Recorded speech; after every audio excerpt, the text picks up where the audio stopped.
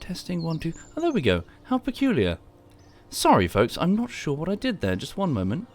Let me just turn myself down just a teeny bit. I plugged in what I thought was the Lulu cam, remembering that it wasn't working this morning. But I think it managed to default my microphone back to the wrong one. One moment. Testing 1, 2, 3.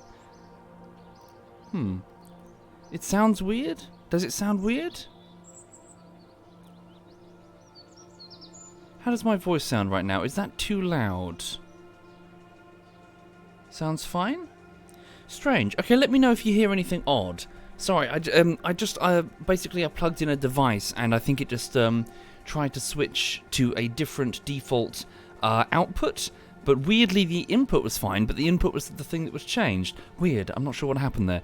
Good evening, and welcome everyone. I hope you're having a nice Wednesday wherever you are right now. Sorry for being a bit late. I was just saving. Shit. Did I close down Adobe Premiere? I did. I was just saving Adobe Premiere, having finished the day of editing on Rising Storm Vietnam Bullshittery Part 3. So far, so good. Sorry. Yeah, it was a bit of a busy day. I was going... Sorry, that is super loud. Turning myself all the way down. Yes, it was a bit of a busy day. I went through and... what did I do? So I've gone through nesting footage. So what I was doing is I was going through the live streams and then looking at the notes and then making cuts of the sections that I need and giving them appropriate names and also just trying to sort of classify them. What sort of clip are we talking about? Be it a slow comedic clip over several minutes or just a quick throwaway joke that lasts all of 10 seconds. All of it needs to be properly sorted. So when I go through and I look at the when I go through and I look at what I've got available, I can try and make something that's balanced properly. For doing a compilation is I think it's important to try and get the flow correct. Sorry, there is something wrong with the microphone, isn't there? It is spiking into the red unusually quickly. Hang on. What have I done to this? Has it gone and defaulted to a much higher sound bracket? I think it has. Okay, 1 second please. I'm just going to do this.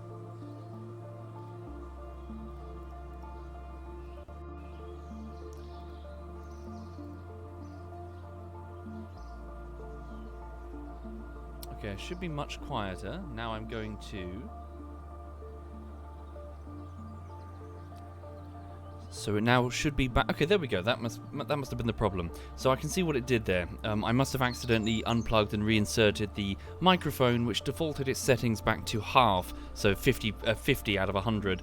And so it was much louder than it should have been.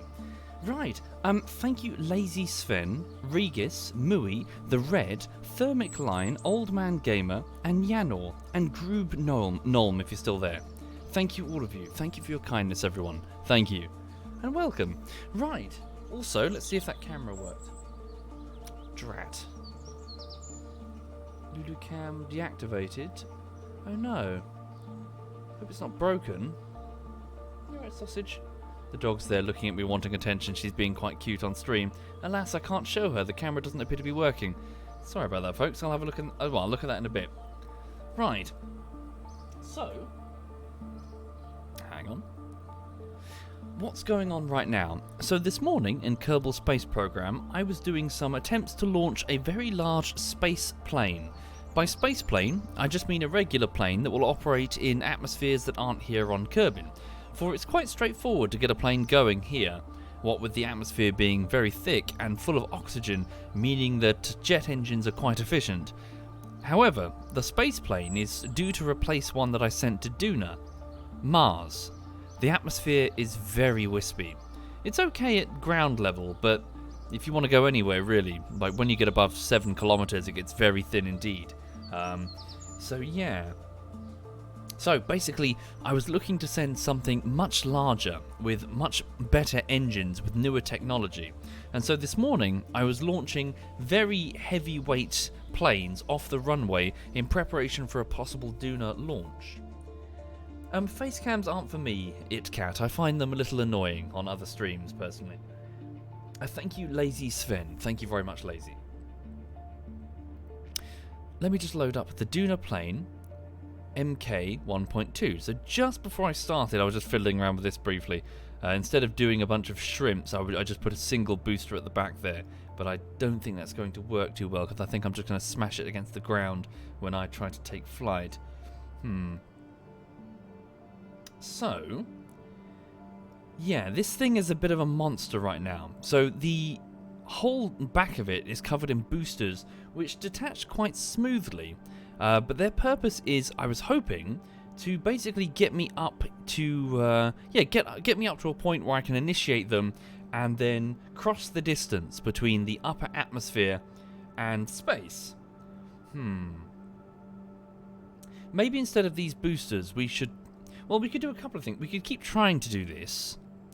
Or we could switch over to liquid fuel with gimbaled engines for more control. Or we could abandon it entirely and go for a vertical takeoff with a very large rocket. I am, however, enjoying my attempt to try and take off via plane. It's something I've never really done before, all the way up to orbit. Maybe some RCS for high altitude control. Well, we do have some RCS, but I don't think... I think, if anything, we should try and sort out the thrust direction and the center of mass, the center of weight, once we have jettisoned most of the boosters at the back. So, one second. Let's... So, let me just remove that for a second. Move that out of the way. So...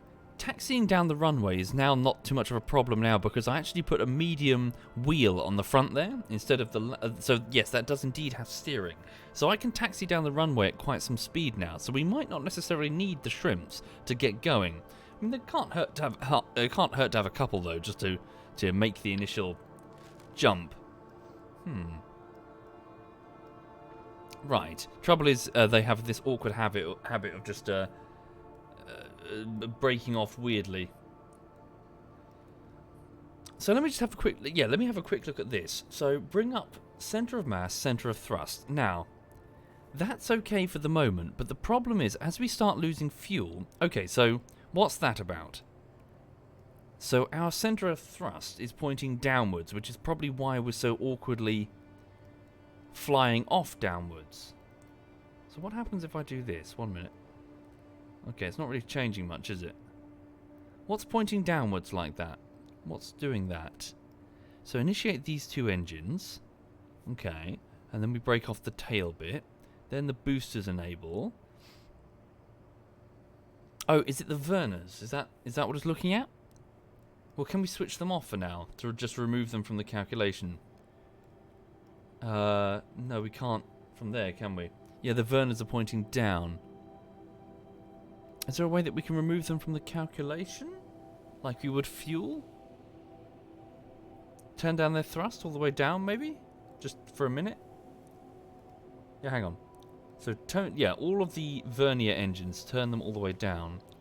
There we go. So these are like emergency, we need to land right now, safely. Okay. So nevertheless, yes. So why is that pointing down? Okay. So, what happens if I mess with this?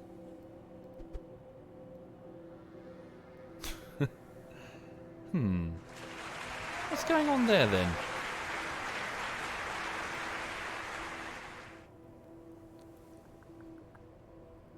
Point up?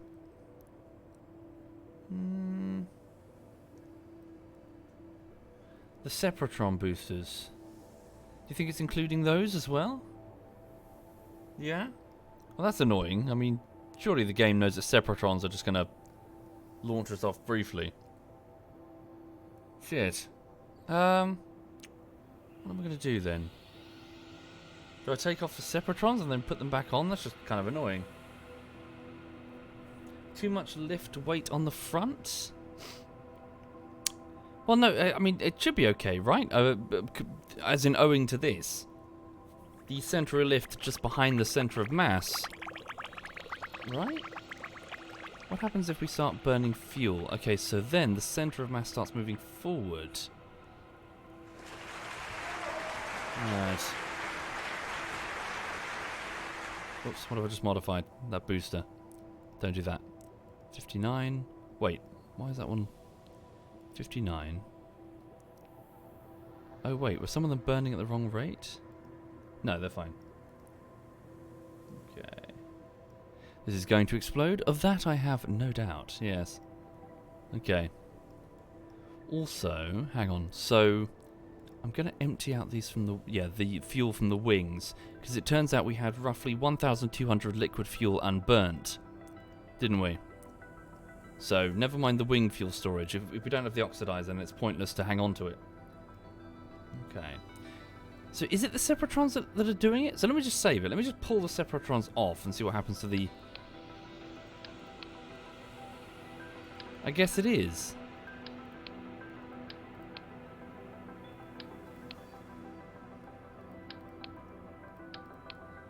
Okay. So, it's fine. Sort of. So the problem that I'm trying to solve, just looking at this now, is that as we were climbing horrendously, I was finding that the nose was raising quite considerably, and I thought what was happening was that as we were going through all of our fuel, we were finding that the center of lift was moving ahead of the center of gravity there. That doesn't appear to be true. It seems to be the other way. Move the rear wings further back. Do you think? Like there? So what happens then if, as we start running low on fuel? But it moves even further. Would that just not make it climb harder? I'm not entirely sure when it comes to space planes. Move my center of lift closer to the center of mass. So, if anything, I need... Okay, in that case, let's move these back. There, right? So what happens then is we start draining fuel.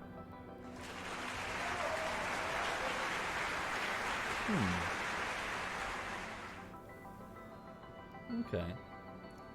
Why the nose is a thruster? It's not a thruster, it's it's like a grabbing arm thing. Okay. Thank you, Mercenario. Thank you very much, Mercenario. JTOs are normally at the back, pointing slightly down. I don't know what a JTO is, sorry. What's a JTO? Sounds like a type of biscuit.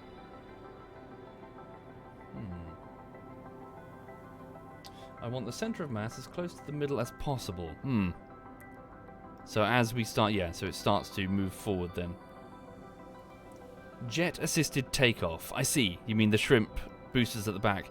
Oh, forgive me. That's not what you're looking at. Ah, yes. I can see the confusion. Yes, that's not what you're seeing.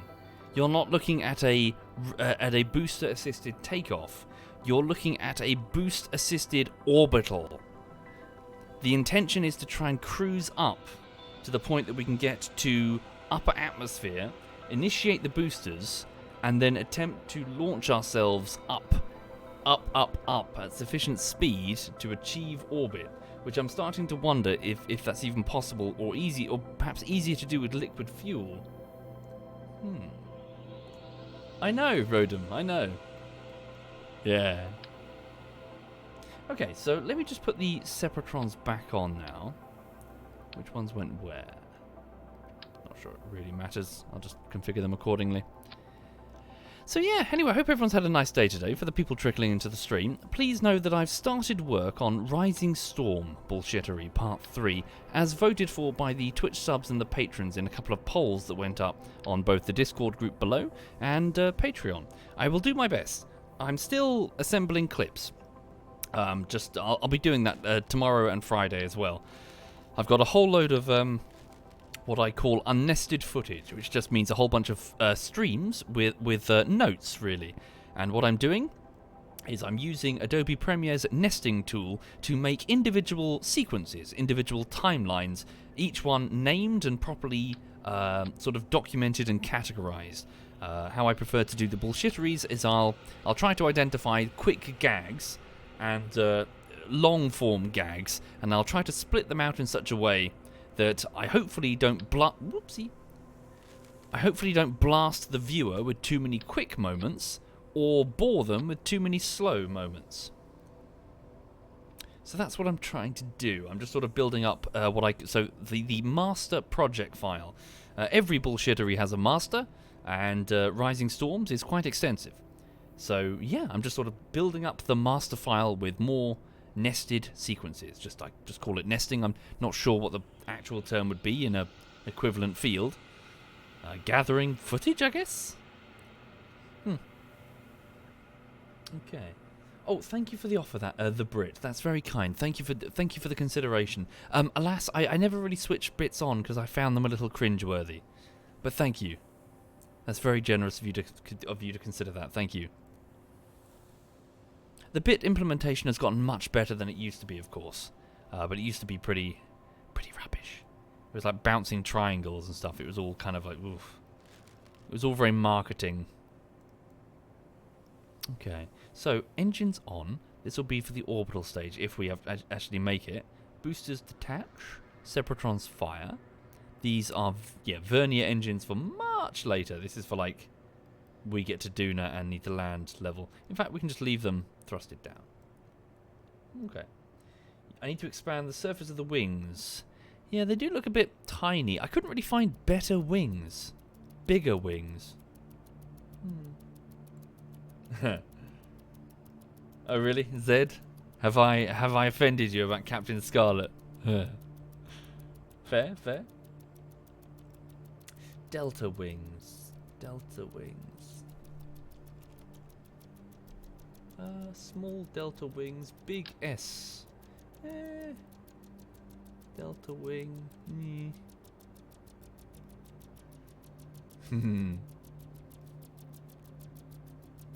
Wee.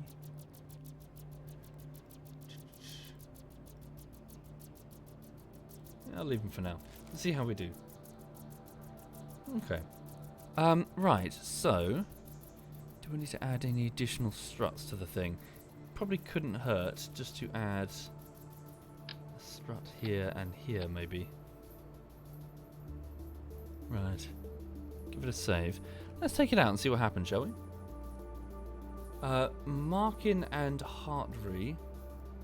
If you two could stay on the ground, let's have this an automated flight, as I expect something will probably go wrong. Yes, air intakes. So I've switched over to these engine... Is it nasal? Is that how you say it? So with an air intake of 5 per engine. The Rapiers require about 4 air per engine, so we should be okay. They each have 1. Okay. Right, let's take it out to the runway. So, if you're not familiar with Kerbal Space Program, the idea is that you're given a series of simulation objectives that NASA will have to solve, things like launching probes and manned missions and stuff. The space planes are, well, more to play around with jet mechanics and aerodynamic surfaces and stuff, but it's certainly applicable when it comes to travelling around worlds such as Mars with an atmosphere, or Eve, for example. Yes, the Rapier engines are gimbaled. Not very well, Weltonman, but they are gimbaled. Okay, so gimbal free. Yeah, very tiny gimbal actually, now that I look at it. Okay, so here we go. So plane is ready. So I'm hoping we can just taxi along the ground now. We won't really need a boost with the... Oh really? The Rapiers need more intakes. Those pre-coolers don't work at 100% efficiency. Okay, well we'll see what happens. Okay, cannot quick save, it's fine. Stabilization enabled. We're turning slightly. Here we go. Right, initiating engine. Rapiers on. Here we go.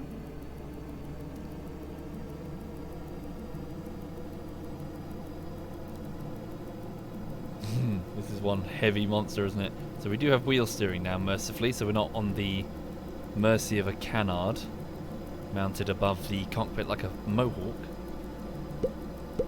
Oh, thank you, Linoon. Thank you very much, Linoon. Yeah, maybe I should add the shrimps at the back just to give us this initial boost. It's quite slow, and we're not picking up much speed, are we? Okay, maybe I stand corrected. Maybe we do need a... What was it called again? Jet-assisted takeoff or whatever? The hexagon at the top is a scanner, biome scanner or something, I think. It was inside internally, but I moved it when we had an engine assembly there. Okay. Whoa! That's not good. Come on, pick up more speed. We're slowing down. That's water. We're not picking up enough speed. Oh, dearie me.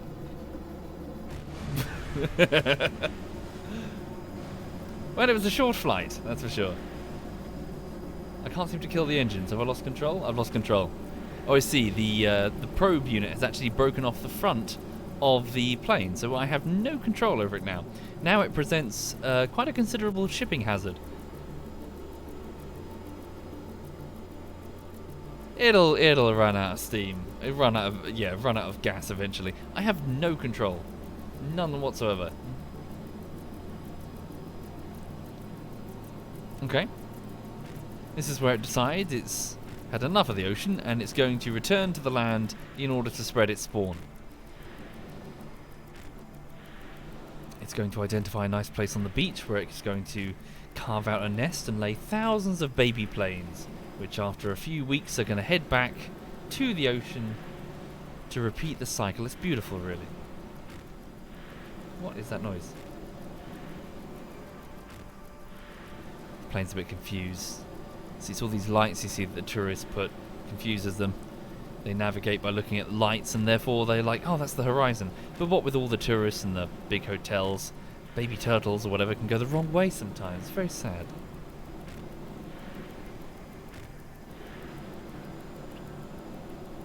Okay, I'm just going to...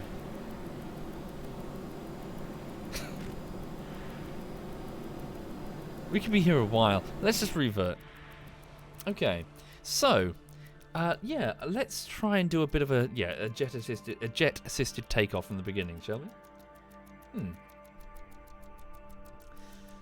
All right. Whoops. Let's go back a step. Revert flight back to the spaceplane hangar.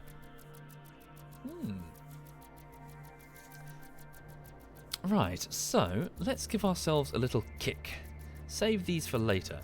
Let's get some shrimps instead. Alternatively, we could use that engine thing as I was doing before, so long as we don't go too crazy with it. No, we'll go with the shrimps. The shrimps are cooler, I think. Thank you, Albaneth. Thank you very much, Albaneth. Thank you for doing that, Albaneth. Okay, so let's add a decoupler. Let's add a couple here. Keep them small and simple. There we go. How many shrimps are we going to use? Have a couple there. And have a couple... Whoops, go smaller. Here. Right, and then...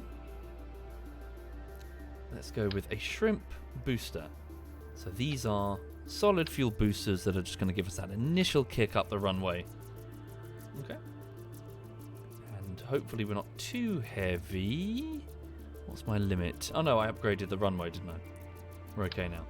Can I have an eensy-weensy little nose cone for the shrimps? There we go. Okay.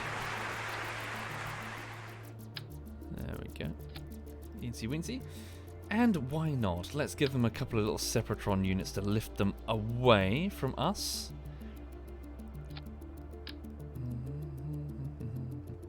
After they've done their duty, they'll hopefully be pulled away as empty canisters. There we go. Okay. So, let's check the staging then. So, at the very beginning, where are my shrimps? Here they are. So, shrimps initiate. Shrimps...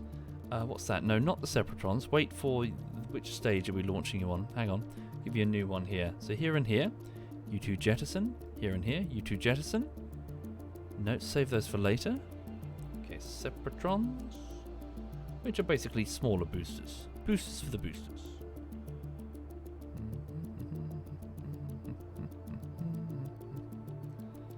Okay, there we go. So, shrimps, rapiers. Alright. They jettison away. Cool, and then we're in business. better air intake. Intake. What have we got available? Air intake 2, 2, 2. Air intake 5. Liquid fuel 5. So we can do no better than 5. So perhaps we should add a couple of radial air intakes just to assist. Ooh, they're much bigger than I thought they're going to be. 2 apiece. These things are huge. Are we kidding? Damn. Seems rubbish to keep those. I mean, we could always pull them off with an engineer later when we get to Duna. Still.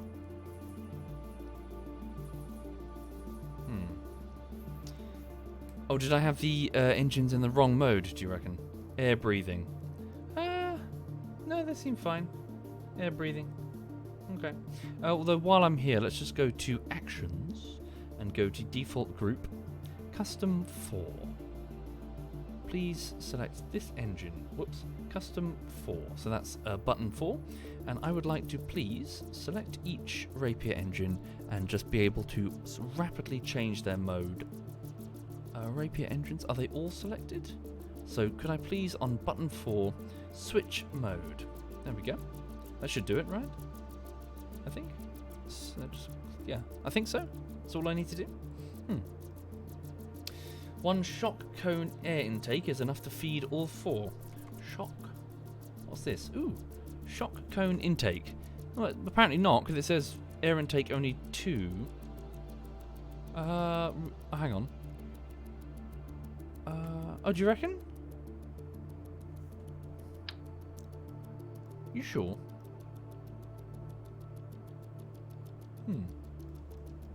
Let's try it. We'll try it without for now. See what happens. Right. Already putting shock cones on front of the nacelles will quadruple the air intake. It will? Okay. Let's do that then. Are they heavy? No, they're actually very light. Okay. Let's try that then.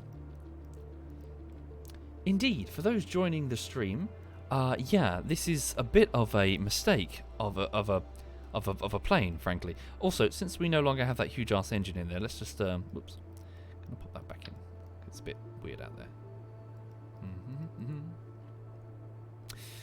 But yeah, no, I'm feeling good today. Very normal day, really. Just kind of cracked on. Just editing away. Got some rubbish tax stuff that I need to do that I'm just waiting on the accountant to get back to me, but got to send some boring ass emails back and forth. Hang on, there we go. So that's fun. Yeah. Just save and let's go to Launchpad. Alright. Why not do it the old-fashioned way and strap the plane to a rocket? If all of this fails, I probably will just do that in the end. But I've done that before, and I was looking for a challenge. Also, hi there, Chinny. I hope you're well. All right. How are we doing? Stabilization enabled. Staging looks okay. No one's crept aboard. It's still fully automated. Right. Let's do this. Engines to full. Maneuver node. Surface, fuel, good luck, and quick save. I probably shouldn't do that because then you can't revert easily. Initiate engine now. There go the shrimps. Rapiers are on. Let's go. Push us along this runway. Come on, come on, come on. Pick up speed.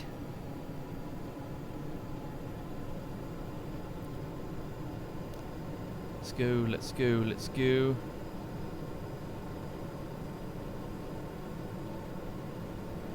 This is not a very quick plane. Better? Yes, we're picking up way more speed than before. So we're just passing 60 meters per second. Get ready to ditch the shrimps.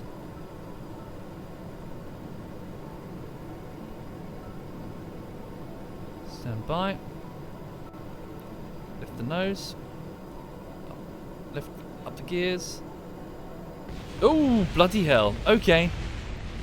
Bloody hell, bloody hell, bloody hell. I've still got control. It's still half a plane. It's fine. No, I've lost control. We're coming down. We're coming down, we're coming down, we're coming down.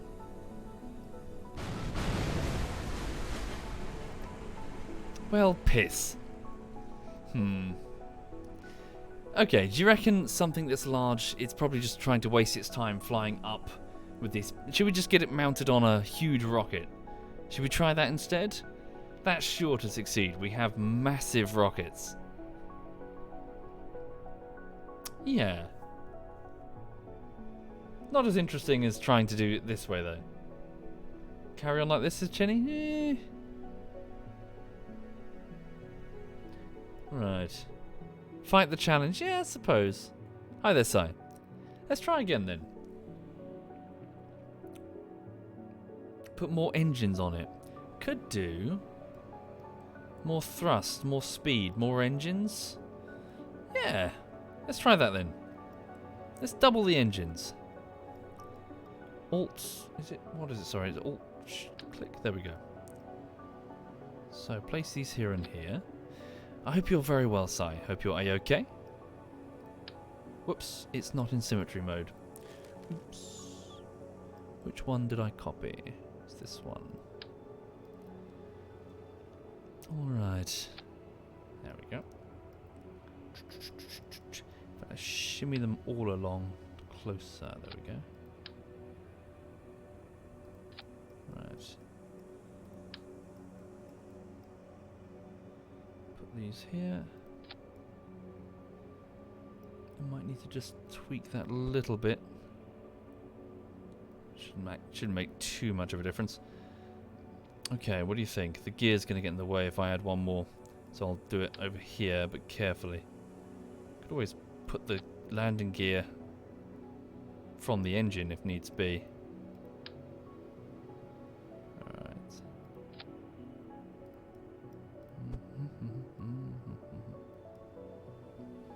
Whoops, it is partially inside.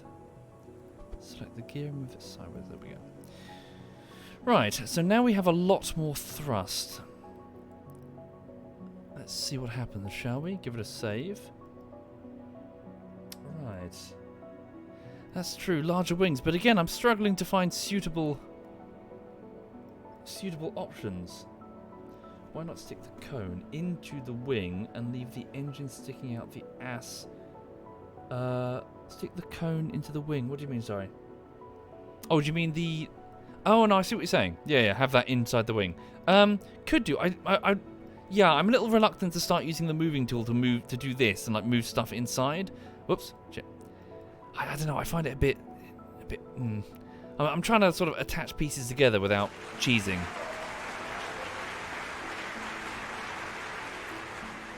Hang on, let's go. Thank you, Hummus. Thank you. Sai says, Sov, can I tell you something, mate? By all means. Dear friend, Cyanide. Are you going to tell me that...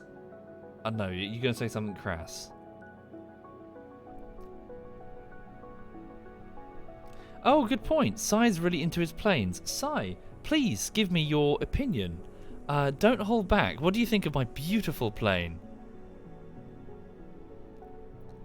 Please know that this image is... I'm now trademarking this right now. You cannot take this for any of your development, anything. This is mine. Okay?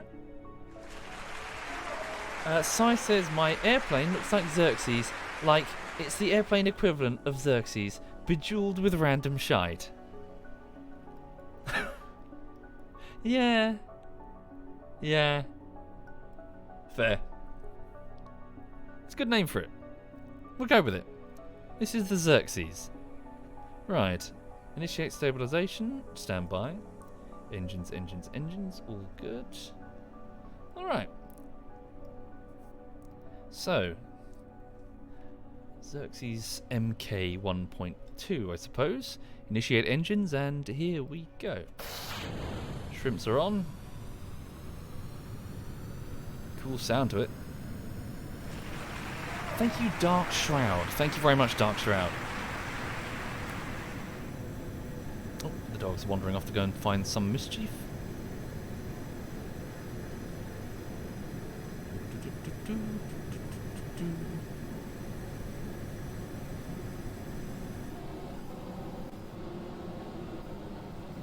Here we go.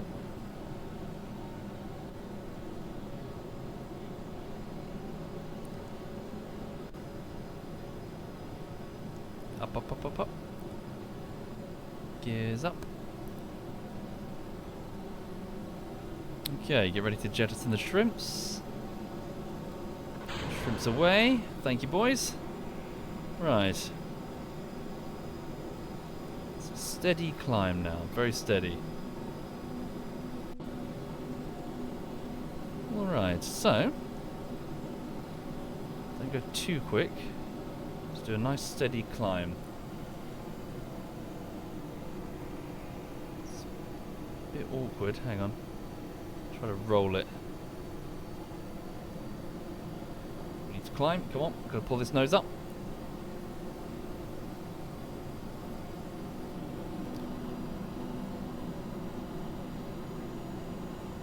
Not too steep, mind you.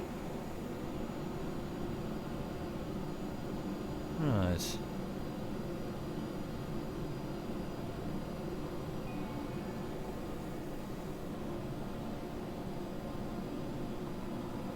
So we're only 1 kilometre out of 70. Oh dear.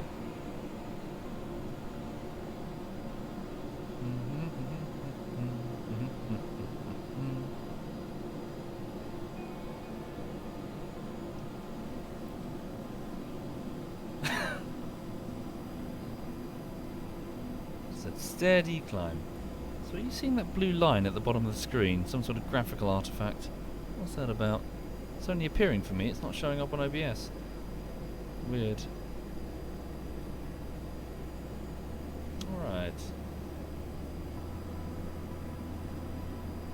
So yeah, not much going on this week really, just as mentioned, just working on Rising Storm Vietnam bullshittery, getting the clips together. I've already picked a few things which can make suitable starting and ending scenes for the episode. I always have very few of those. You can't end on any joke, you've got to pick specific ones. So yeah, already made a few good picks I think, and beyond that I'm just going through the clips in order to find suitable ones for the comp.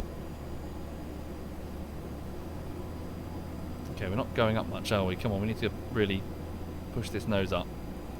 Come on, gotta keep climbing. I wonder at what point the air intake is going to be insufficient to keep these engines going.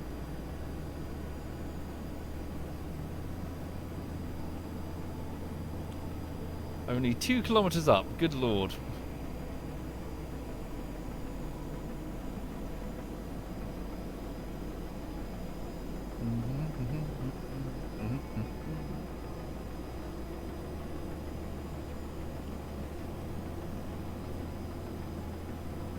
Damn, we're struggling to just pick up enough speed.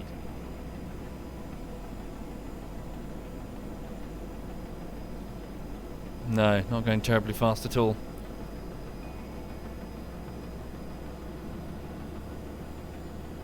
We're not. Look at that altitude meter. Come on, we gotta push this thing. Gotta get up.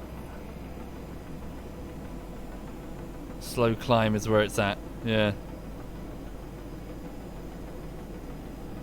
Sai says the rockets. Sure, but the rockets are for the orbital burn, not for this bit. I mean, I could. Should we just initiate the boosters? Alright. We're getting nowhere right now, so. Light the boosters already, they're just dead weight otherwise. Alright, here we go. So, up go these boosters. Come on, lift that nose.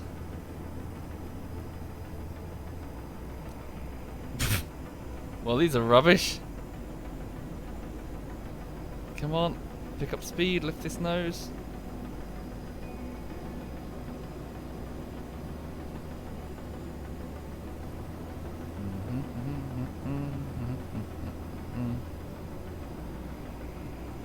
Yeah, not very boost. Right away, we've like almost doubled our speed.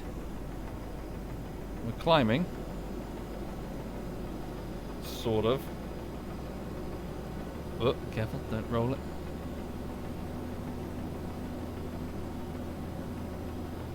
Come on. Down the engines a bit. Don't go too fast. boosters handle this bit.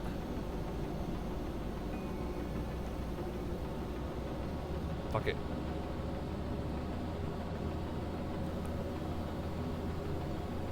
Okay, 6k. It's not going well, is it? Okay. You ready to jettison them? Here we go. Jettison away. Thank you, boys. Right. Keep climbing.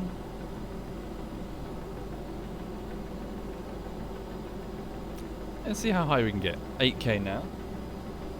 And we're slowing down. Naturally, yeah. Can I roll a little bit because we're going off course? Losing speed, yeah. Come on, slow, steady climb.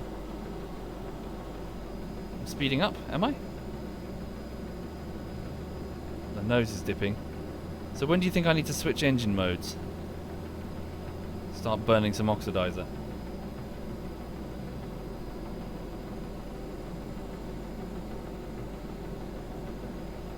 When there's no air, yeah. Past 20k, do you reckon? Yeah, we're nowhere close, are we?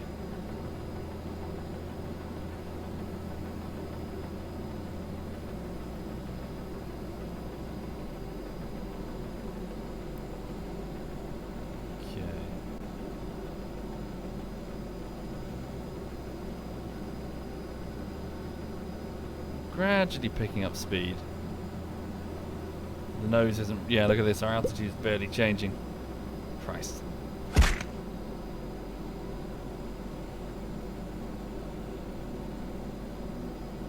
Aim for 1,500 meters per second past 20k. Jesus. What do I just pick up speed flying horizontally and then just point up? Right now we're flying down.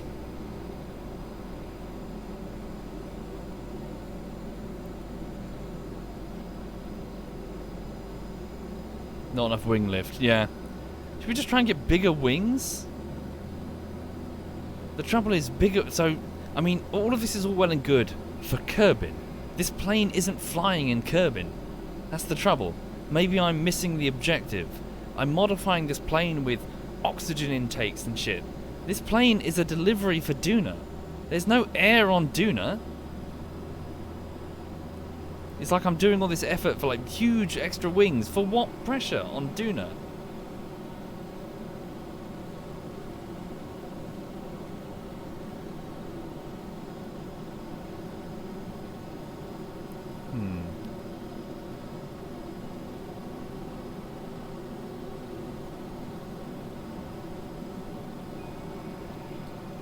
Okay, can we go up now? Using some of this speed? Bleed it off quite heavily though. No chance this will work on Duna? No, this will work on Duna just fine. It will just be extra weight that's unnecessary. So, with these oxygen intakes specifically.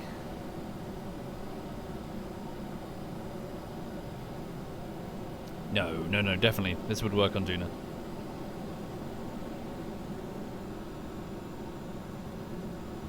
Right.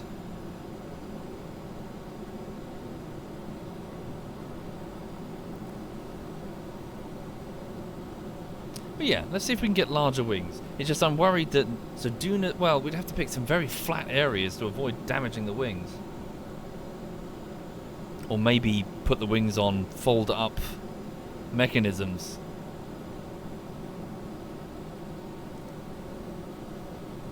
Right.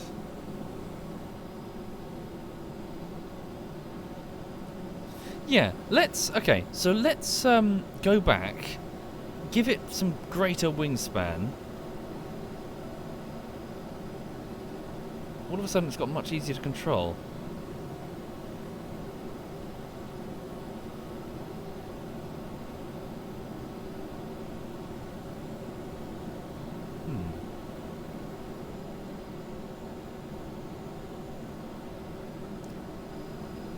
Okay, yeah. Hang on. Revert flight back to the spaceplane hangar. Okay. Right. So, Let's rethink this a bit, shall we? So, rechange it. So this is the... Is that how you spell No, Xerxes? Is that how you spell Xerxes? MK 1.3. Right. Okay, so the Xerxes MK 1.3. So what extra wing configuration, like as in additional wing space, what's available? Aerodynamics. So those are the ones I'm currently using. So what's that? The FAT 455. Is there an equivalent? Oh, hang on. So control... Damn, no, that's just the control surface. I was hoping that there'd be like another section. Large delta wing. Delta. Delta wing. Small delta wing. Big delta deluxe winglet.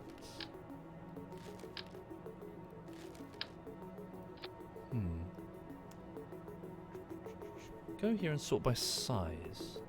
What's the largest thing? What's that? That's the tail that I've got. Swept wings are tiny.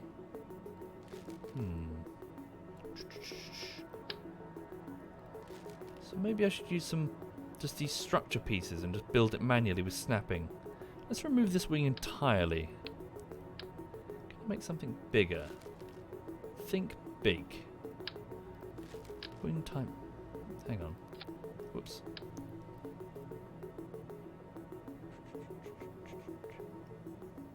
The other side. Move that other way for a second. Where's the center of... There it is. Hang on. Think bigger.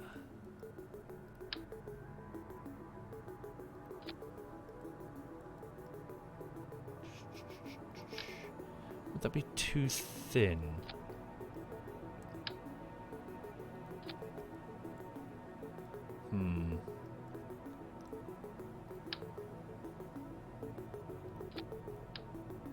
That there.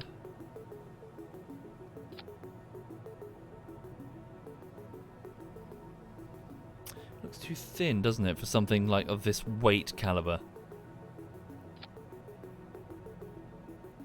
You can put delta wings on the front of those.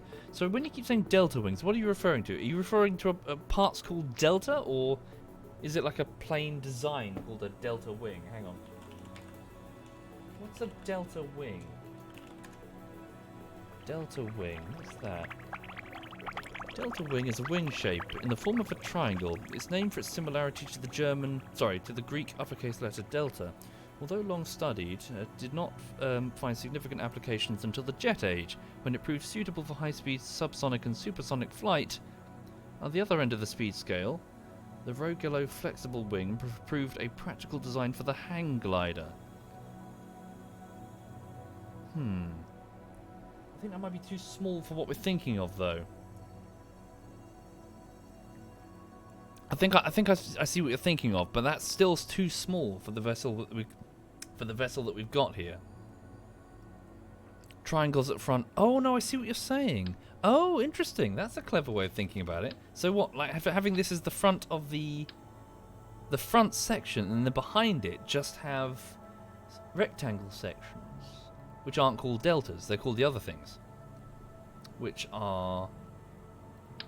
Nope. These things? Are they too small? They're a bit too small. Is there something that fits it?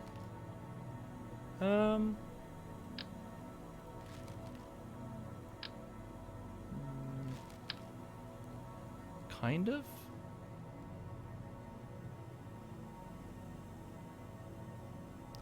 Not really.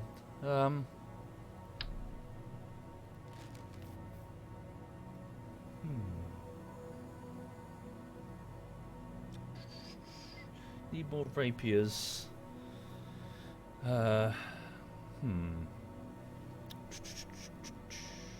What if I put that there, and then instead it doesn't necessarily have to be attached.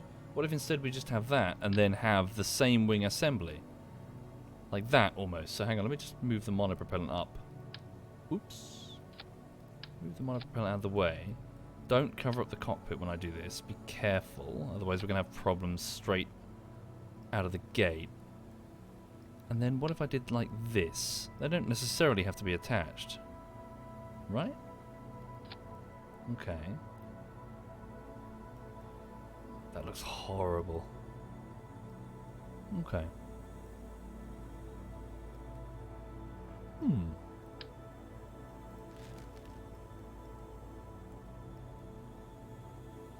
Okay, well let's give it a go. Hang on. Yeah, so let's start attaching some rapiers. Where should we put them though? Let's sorry, just put that there horribly and awkwardly just so I can pinch one of those. In fact, pinch the whole assembly just in case I need it. Do we need anything else on there? Landing gear, yes. And then move it there. So, just move the landing gear there for a second just so I don't forget about them. Okay, so what happened? Oops, that seems a bit off for some reason. Put that there. In fact, put it... Yeah, okay, we'll do the thing. So put that there. Can I move it back a smidge? I don't like doing this though, but okay. Whoops. Will that work? Okay. Then actually move the gear. I'll tell you what we'll do instead. I've got a different idea for the landing gear. Okay. Rotate. Shit, can I not be very... Oh, is it in snapping mode? That's why. Let's try this. Okay. Then, Alt... Left click. Oops, wrong thing. Right.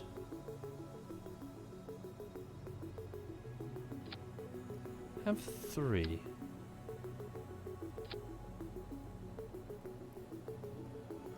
Okay.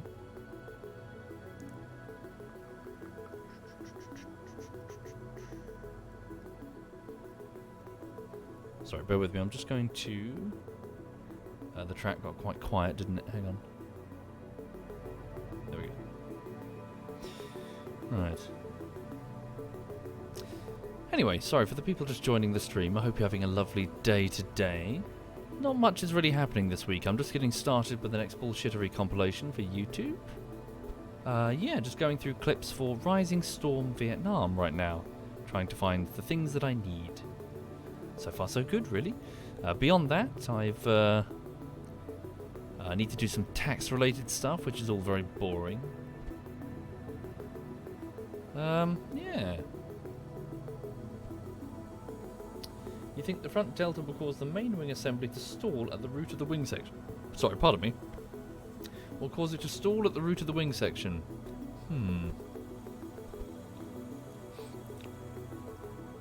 We'll see. That's wrong. That needs to be behind it, doesn't it? We might need to move both of the wings. We might need to shimmy this one forward. Let's also move this here. Okay.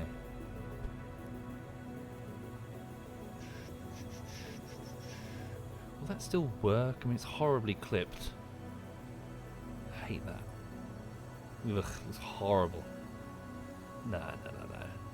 Can I... Yeah, that looks way more sensible. There we go. Okay. Right. So, sorry, what I was thinking about the landing gear was we could mount it so coming from the engine itself, the furthest engine out, and then just have a medium landing gear instead. So instead of a big, heavy, long one. Where is it? Sorry. Here they are. So go with a medium landing gear here. And then I might have to switch off its steerable element just to make sure that the front wheel is steerable. There we go. Check the levels. You might need to move it down just a smidge, otherwise it might not make it. Yeah, okay. And then... can I switch off its steering? Yeah, there we go. Disabled. Excellent. Disabled. Nice. Okay. So, let's think about that. Boosters at the top. You get rid of this. Okay. So, let's also up the amount of thrust. I turned those down intentionally, but I think we need the thrust, don't we? Okay. So... Right. Move that monopropellant back there. Let's now look and think about the center of weight versus the center of lift there. So I need that to be, that yellow ball to be in front of that slightly, right? Give it a save. So Xerxes MK3. Snapping is on. So what would be the smartest option? Leave that there for the second. Leave that. Whoops, whoopsie, whoops, whoops.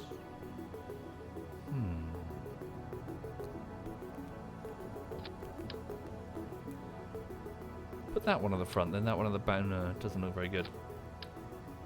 Or I could just move the, shimmy the. Oh, hang on. Oh, no. Sorry, I'm making a critical error. Move these out. We've got to pretend that these aren't here anymore. Okay. Move that there.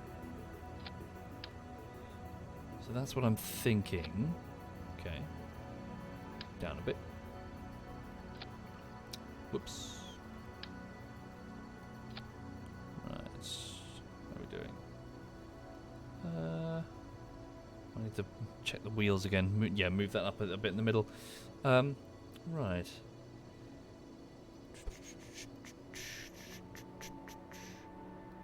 Does the snapping matter? Oh, it does. Cool. There we go. Neat. Okay. Cool. This whole thing is a mistake? Oh, absolutely. But it's a fun mistake. Right. Okay. What happens when I modify these? Ah, center lift modifies up and down. Okay. Right. So, control surfaces. We don't really have any right now. Well, we got the canard at the front. Could do with some more though, couldn't we? Here's another thought. What about instead, how big is this thing compared to that? Pretty big. I mean, almost the same size. Let me move that and put that there for now. What if we utilize these instead? They have control surfaces. Maybe. Further forward, just initially. Okay. Right. You can put flaps on the big wing. Yes, you can, can't you? Do we have custom ones for that? Fat. There we go. So FAT 455 airplane control surface. Tail fin. Do we have that? Yeah, I've already got those at the back. Okay. We might need to rip these off later. No, of course not. What am I talking about? Because if it's going to go to Duna, then it needs this. Alright. Okay. Yeah. What do you think? It's got way more wing. Yeah, so it's got way more. Does it have way more? I mean.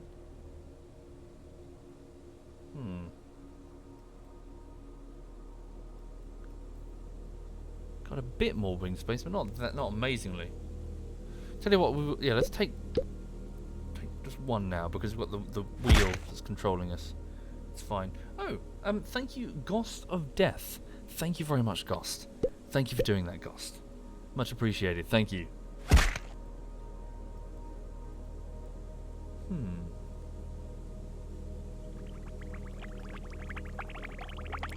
Yeah, maybe I haven't made too much of a change, have I, really?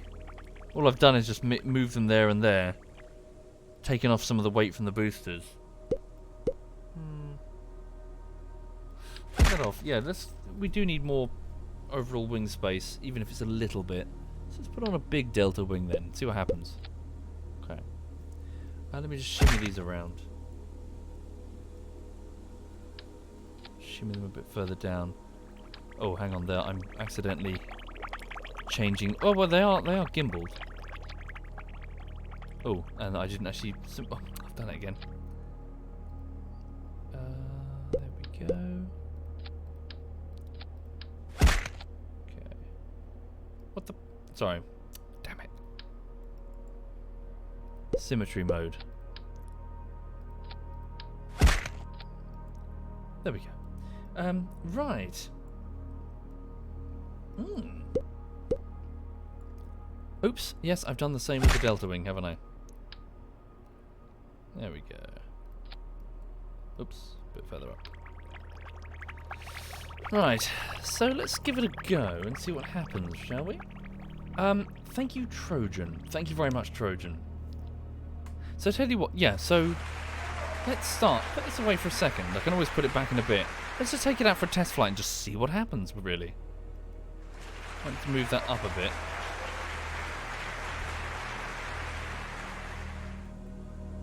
Okay. So the Xerxes MK 1.3, insofar as, so we've got oxidizer. Oh, of course, we've got fuel that we can. Yeah, so we've got lots of locations for fuel. Just loaded up quite a lot of it. We're going to be taking extra weight with the boosters anyway, so may as well. Okay. Right, let's see how we do. Straight off the runway. So standby, engines cool. What's that over there? Those are the verniers, aren't they? And the parachutes. Okay. So let's also just go to the actions. Thank you, Ghost of Death again, Trojan, Seek and Destroy, and Loco Sokol. Thank you very much. Thank you, all of you. Thank you kindly, folks. Oh, don't worry, Vault. It's always like this. Right. So default action. Yes, it's fine. Yeah, yeah. No, I should be quiet. I was going to say something snide. All right. No, I'll say it anyway. It's especially fun when I'm playing a game that I know really intimately, like Total War, and you've got all of these people, these generals in the chat screaming, "Do this, do that! What is he doing? He's doomed!" But they're watching and they don't know that I've played so much Total War, so it's really quite funny just watching the chat tie itself into a complete tizzy. You can tell when you do that, you can tell that many, not everyone, but many people are just screaming answers. They've no idea. They've no idea. Right now, I'm sure it's different. I'm sure I'm doing many errors that I'm not aware of. But yeah, when you play something else that you are aware of, you're like, duh. The chat just screams stuff, doesn't it? The chat just does that. Right. Throttle, thrust limits. Okay, so default action, throttle. Wait, where's the... Oh, I see. Are these sets? So 1, 2, 3. Yes, so these are doubled up sets. Okay. So throttle, thrust limit, throttle, thrust limit. Oh, is it because I've already assigned it elsewhere? I can't seem to switch to a different mode.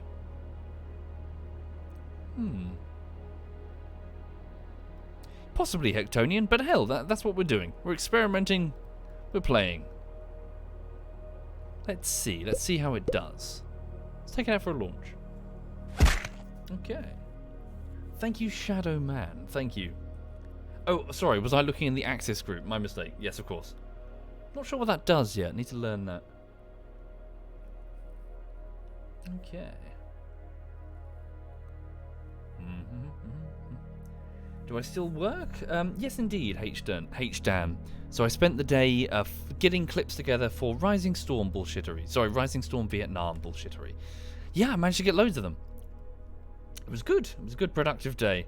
My notes for Rising Storm are pretty good, so I was going through them, doing lots of nesting. Not sure when I'll start assembling the bullshittery itself. Probably next week. Seems sensible to just spend the rest of the week nesting.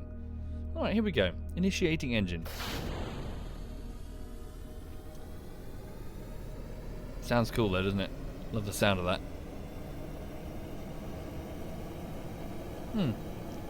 Quite a heavy sideways lurch there. What's that about? See that? Oh, is it because I didn't disable steering on the other wheel? No, they're disabled. How peculiar. Now, are the flaps the right way round? That's the next question. If not, then this is going to be a very short flight. Here we go.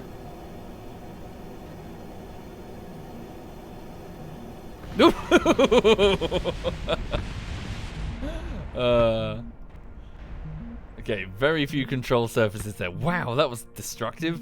Holy moly. Cool though. Okay, we clip the light. Who put that light there? Okay, so we certainly had the speed going down, yeah, trundling down the runway there. More control surfaces, do you reckon? Yeah, because I got rid of that one, didn't I? So we just got the... Yeah. So hang on. So let's have a look. What is that? Sorry, that's called the Delta, isn't it? Is there like a Delta control surface, maybe? Delta wing, Delta small wing. Flap? Can I get bigger? Ooh, hello. You're quite large. That's what she said. No, she didn't. Alright.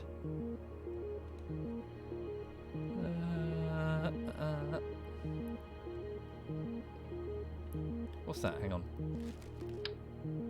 Just do that one.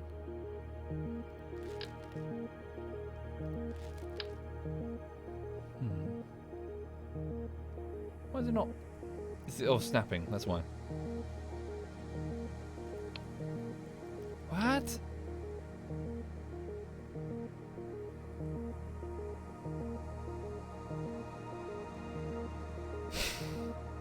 What is it doing?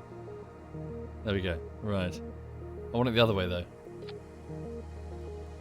Honestly, don't fuck with it. Just leave it alone.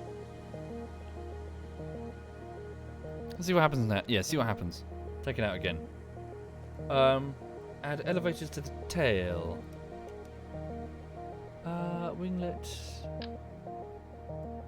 What do you mean, sorry, to the tail? Spaceplane tail. Ooh, would that be a better idea? Actually, hang on. It's got a much larger thingy bob. Looks cooler. Okay. Oh, I see what you mean. Like, wait. Oh, I gotcha. Yeah, I see what. Yeah, I know what you're going for. Hang on. Like two of these, but bigger. Tail fin. Like, yeah. Do they fit on the side easily? Not really. Symmetry mode again.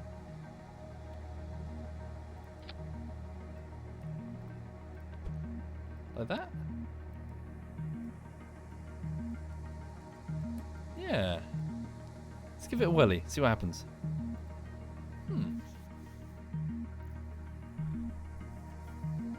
Okay.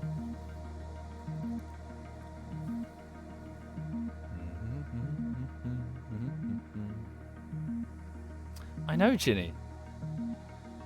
I think, yeah, definitely needs more canards on the front. Yeah. Alright.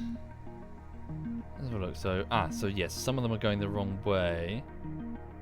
What are they? Wind down. So I need to reverse? Which ones do I need to reverse, do you think?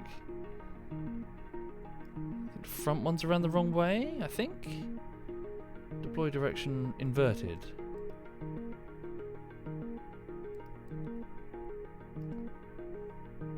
Reverse the front ones.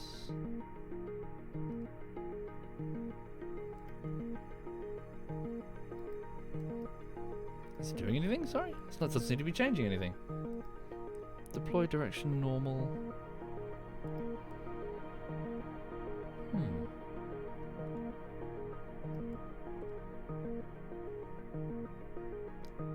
I want them all to point down to go up.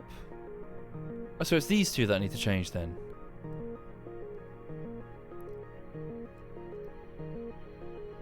No, isn't it the other way? Do they not need to be pointing that way to go up? Yeah, slowest takeoff. Yeah, we're on our way. We'll get there eventually, folks.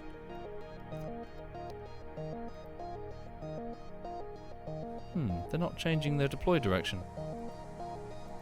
They're fine? Do you reckon?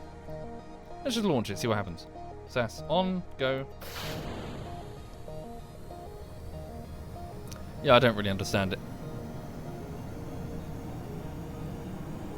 Okay. There's a hell of a wobble going on here. Maybe it's the lack of traction on the front wheel. A lot more speedy though with all these engines. Very nice, eh?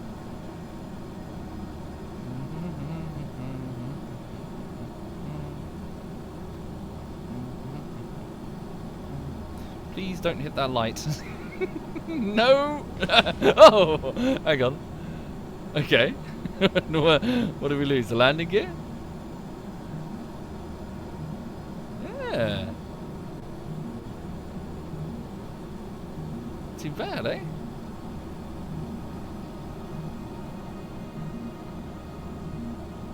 Yeah, it's fine. We just dropped some extra mass that we didn't need.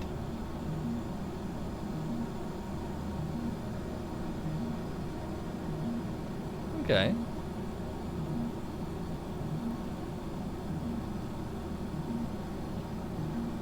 So it's all fully automated. There's no one on board right now. So if it crashes, it's all right.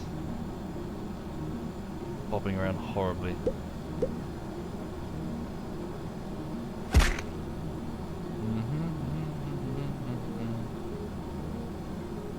The engine gimbal might be causing the runway wobble. Maybe, yeah. Okay. Yeah, this one is going the wrong direction, do you reckon? For some reason it's not changing when I try to invert it though. I don't know why. The delta wing is overpowering the other wings. Yes. Deploy direction. Inverted. Whoa.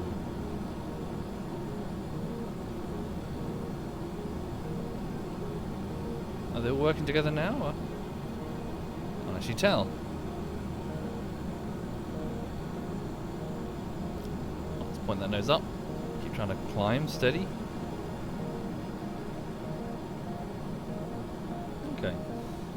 Skippy says, I gave up Kerbal Space Program when I couldn't dock in space. Okay. Well, to be fair, that is a tricky operation. The first docking is certainly a major milestone. It's a complicated thing to try and get your head around initially. How hard would it be to have... Sorry, what was that? How hard would it be to ship the parts for the plane somewhere and have someone assemble it in space? You could do now with the engineering thing, but bear in mind that some parts I think are just too heavy to move in general. But yeah, you can assemble large parts of the plane in orbit if necessary.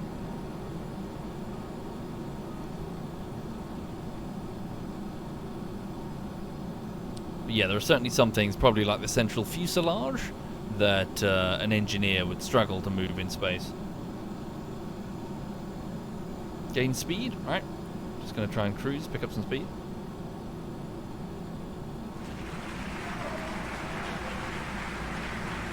Thank you, Rune You. Thank you very much, Rune You. Indeed, smooth as sandpaper. There's quite a bit of drag going on.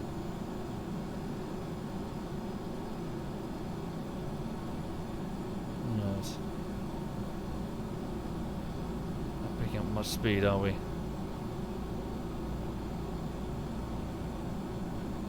Okay, just let it just cruise and try and pick up some speed. See if we can.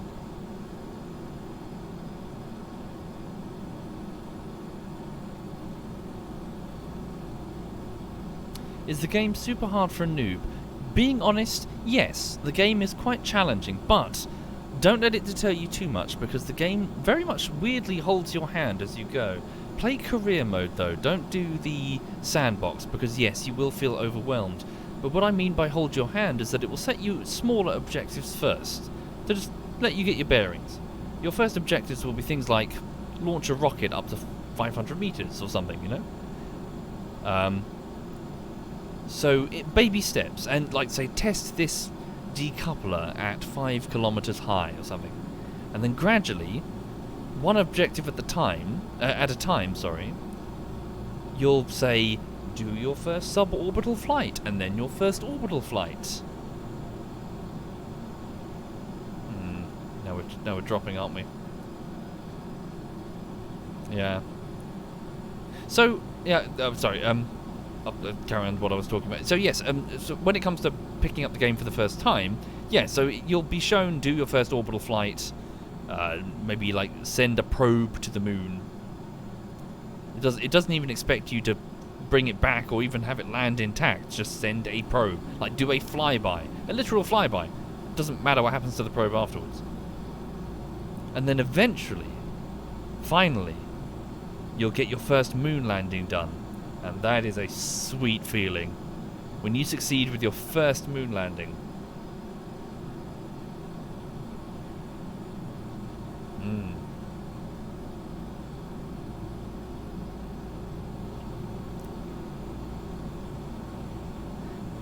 Yeah, we're not really getting anywhere here, are we? Shit. Tell you what we could do is a change of pace. Just to mix it up a little bit. Just so also I can do some more reading about space planes in general.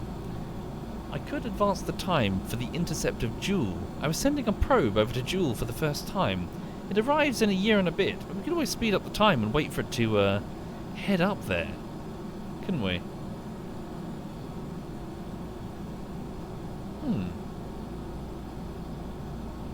Let's do that. That could be fun. That sounds interesting. Go into rocket mode? Yeah, we can. Is the button configured? Hang on. Oh, there we go. Whee! Wait. What did I just press? Whoops. No. My wings are doing some wobble. So we're burning oxidizer now, aren't we? We switched all the engines over to closed mode.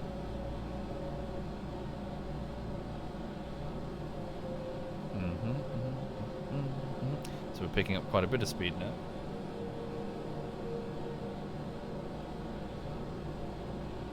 Okay.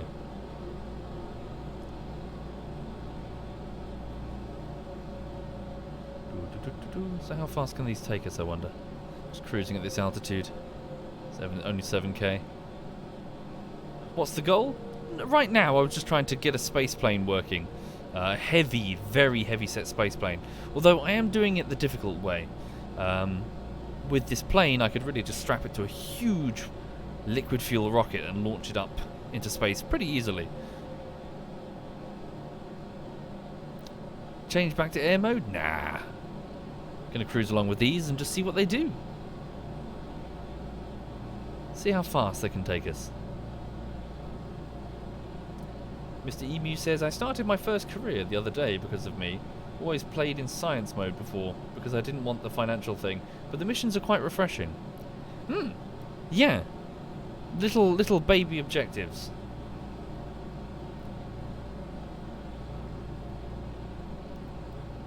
I've got a few of them myself that we need to complete around Duna.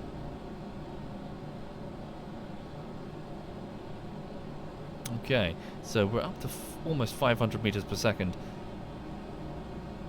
Yeah, there's so much drag down here. Just raise the nose a little bit. Trying to climb.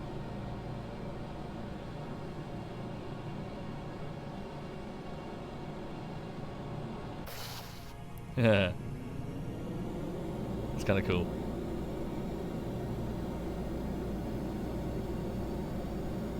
Okay.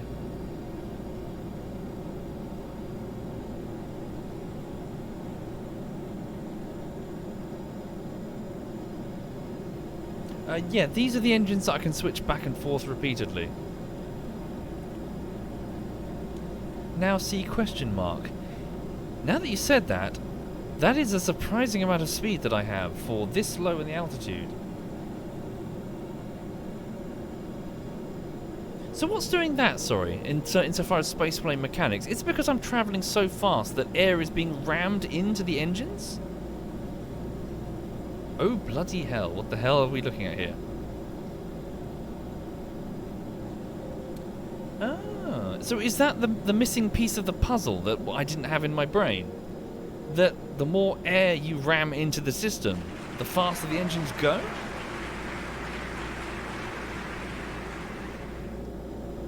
Because I haven't really done these plane stuffs before. I'm just do rockets. Switch the rocket on, burns fuel.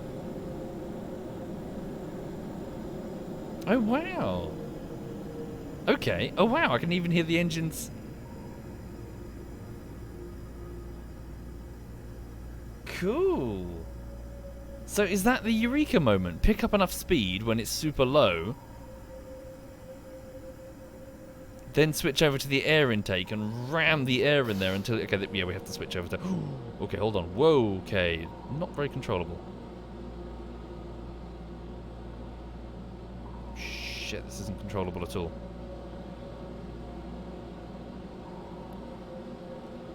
Yikes, tone it down, tone it down, tone it down. So get to 1.3k speed at around 20 kilometers. Yikes.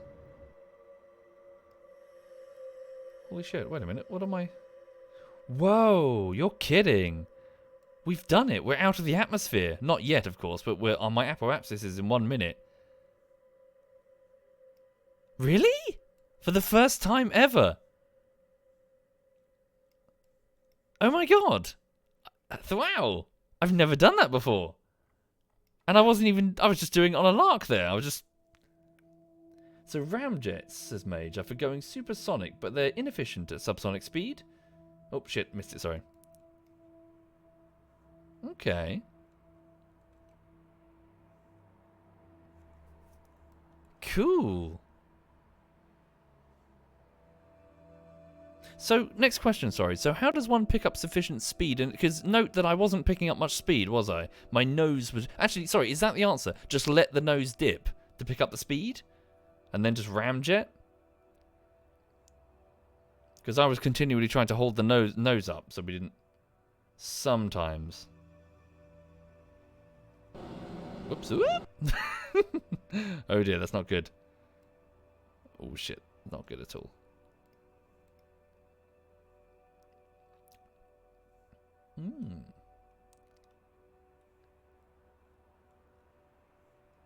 Alright. Yeah. No, I meant to do that. It's style points there. Shit. Okay, it's actually pushing me up for some reason. Come on, down, down, down, down. Crap. Hang on, might have to do... This might be a bit awkward. Can I do... Point prograde, please. Am I going to have to fly upside down for the speed? Or do like a control spin? We might have to do a control spin. Give me starting a spin. I'm about to re-enter the atmosphere, so we better do this quick. Initiating control spin. So if your center of mass is off and you're being launched in the wrong direction, spinning your craft like this can help. Sometimes. Maybe there's too much right now. Yeah, my sass isn't strong enough to hold me in place. I have power.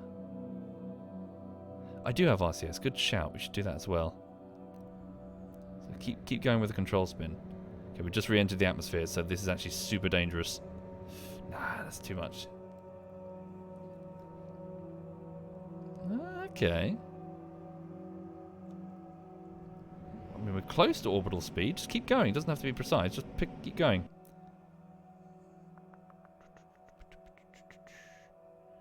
Keep going.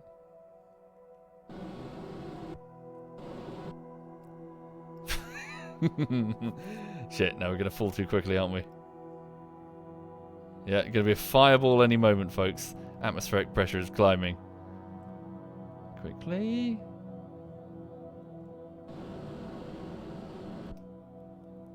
So the target was 2,200 meters per second, so moving at 1,700 meters per second. Ah.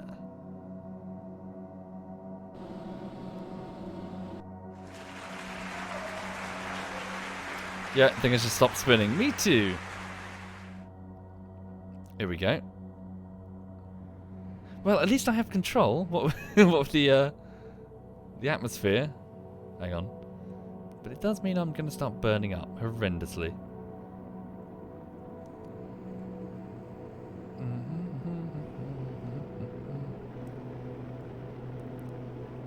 Okay. Oh yeah, we're about to run out of fuel, aren't we? Well, I think this flight is doomed. Still, holy shit. Okay. Learning experience with the ramjets. Thank you, folks. So traveling really fast improved their efficiency. Genuinely didn't know that. So, typically I mess with rocket stuff, so I wasn't aware of something in the... Ooh, breaking up. That's cool, look at that. That looks amazing. At least it's unmanned.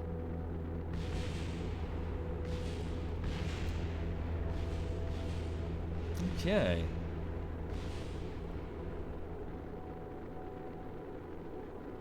Yeah, nose up. We can still control it. Oh god, we're breaking apart. Structural stress is too much there. Holy shit. Technically, we might as well deploy the parachutes if we can. Salvage some cash from it. I don't want to revert. That was fun. Okay. Cool. Switch off the RCS. Yeah, how far are we? So the space center's over there. Not bad, eh? We flew all the way this way. Hello, Lulu. So the dog's staring at me. You okay, honey bunny? Would you like a biscuit? Hi there, SWAT Knight. Yeah, the front did fall off, but that went surprisingly well. I had a little revelation just a moment ago. The chat showed me that. Hang on. The chat showed me that the type of engines that I was using, if you ram air into the front, they become more efficient. And therefore we can actually pick up speed if we travel fast in the dense, deep atmosphere.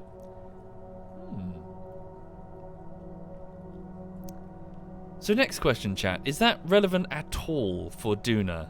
What with the lack of air there? I suppose it wouldn't be at all. It's just a Kerbin thing.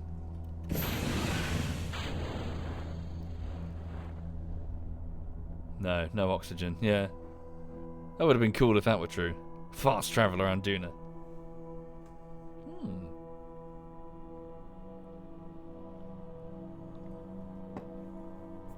That's why they're called ramjets. Cool. Is that what they're called in real life as well? Hang on. Ramjet. What's this? The ramjet, sometimes referred to as the flying stovepipe or the athrodide. Okay. Is a form of air-breathing jet engine that uses the engine forward motion to compress incoming air without an axial compressor or centrifugal compressor. Because ramjets cannot produce thrust at zero airspeed, they cannot move an aircraft from standstill. A ramjet-powered vehicle therefore requires an assisted takeoff like a rocket assist to accelerate it to a speed where it begins to produce thrust. Ah! So that's why you guys this morning were telling me to trigger the boosters early. I see, I'm with you now. And I was like, well, this is for the orbital bit, because my mind was still in Rocket Man mode, thinking we need these for the orbital. But it's the opposite, isn't it, for a ramjet? So you need that initial assist to make the ramjets work. Ah, okay. I see, I'm with you. Ramjets can be particularly useful in applications requiring a small and simple mechanism for high-speed use. For example, missiles. The US, Canada, and United Kingdom had widespread ramjet-powered missile defences in the 1960s onwards, such as the CIM-10 Bombark and the Bloodhound. Weapon designers are looking to use ramjet technology in artillery to give the shells added range. A 120mm mortar shell, if assisted by a ramjet, is thought to be able to attain a range of 35 kilometers. They have also been used successfully, though not efficiently, as tip jets. What's that mean, sorry? Oh, on the end of helicopter rotors. Okay. Ramjets differ from pulse jets, which use an intermittent combustion. Ramjets employ a continuous combustion process. As speed increases, the efficiency of a ramjet starts to drop as the air temperature in the inlet increases due to compression. As the inlet temperature gets closer to exhaust temperature, less energy can be extracted in the form of thrust. To produce a usable amount of thrust at higher speeds, the ramjet must be modified so that the incoming air is not compressed and therefore heated nearly as much. This means that the air flowing through the combustion chamber is still moving very fast relative to the engine. In fact, it will be supersonic, hence the name Supersonic Combustion Ramjet, or Scramjet. Okay. Cool. I didn't know about any of this. Sounds cool. Okay, so, let's get back to recover the vessel. Yeah. I was not aware of this, Reagan even. You're right, honey. Sorry, the dog is making funny noises. I put her on the camera, but the camera seems balked. You're right, darling. Oh, you want a cuddle? That's what you want. You can have a cuddle afterwards. I've got to do the live stream, then we'll have a nice cuddle. We'll sit down, I'll drink a beer, and we can have a nice snuggle. Right. I would, but the camera's not working. I don't know why. Just pretend she's there. Just imagine a very forlorn-looking puppy staring at the camera like, why is Dad not paying attention? Okay, so tell you what, yes, I do want to see Jules, so let's go to the tracking station. Right. We might have to wait a bit of time, but that's fine. So, let's zoom out. So, I've got a notepad next to me, trying to take some notes on Jules. Let's have a look. Sorry, can I just check my phone? What's that? Oh, fuck. No. Oh, tax man, come on.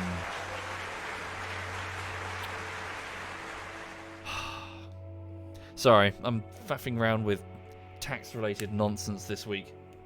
It's the tax deadline's approaching, and my accountant is dragging their heels. But there's also like some oh shit. Like sometimes apparently it's a random thing, but there's like an inquiry thing. The tax man is like, "Can you give us this? We need this document." I'm like, "Okay." Just a bit of a hassle. La la la la la. Thank you, Armind. Thank you very much, Armind. Anyway, sorry, what was I doing? So, zoom out, sorry. Where is my probe that's on its way to Joule, and how long... No, not an audit. Not that, just something like a request, like a small inquiry. Like, our system has picked you in a lottery. Oh, great. It's like a lottery you don't want to win.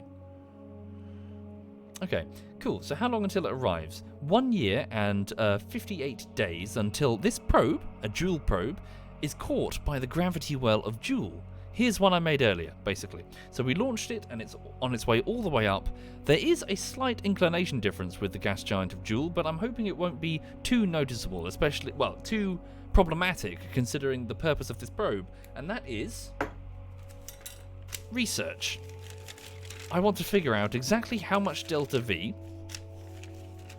so how much, like, fuel, just pretend I said fuel, it will take to send a manned vessel to Joule. So this is a disposable, expendable exploration craft. I'm just here to gather numbers, and then we can crunch these numbers into a much more expensive craft that I don't want to lose. Okay, so let's speed up the time then. So select this maneuver, just warp, well, we can just warp straight there, can't we? Where is it? So never mind the, yeah, so ignore those for now, we'll do those later. Probe intercept with Joule even. Here we go. How old is this Kerbal save? I think we started it last year, didn't we? Okay.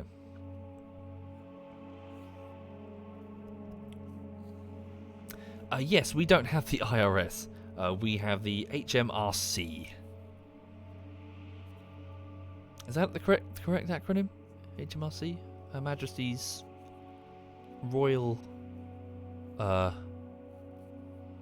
Dunno. What's the C? Oh, Revenue and Customs, right.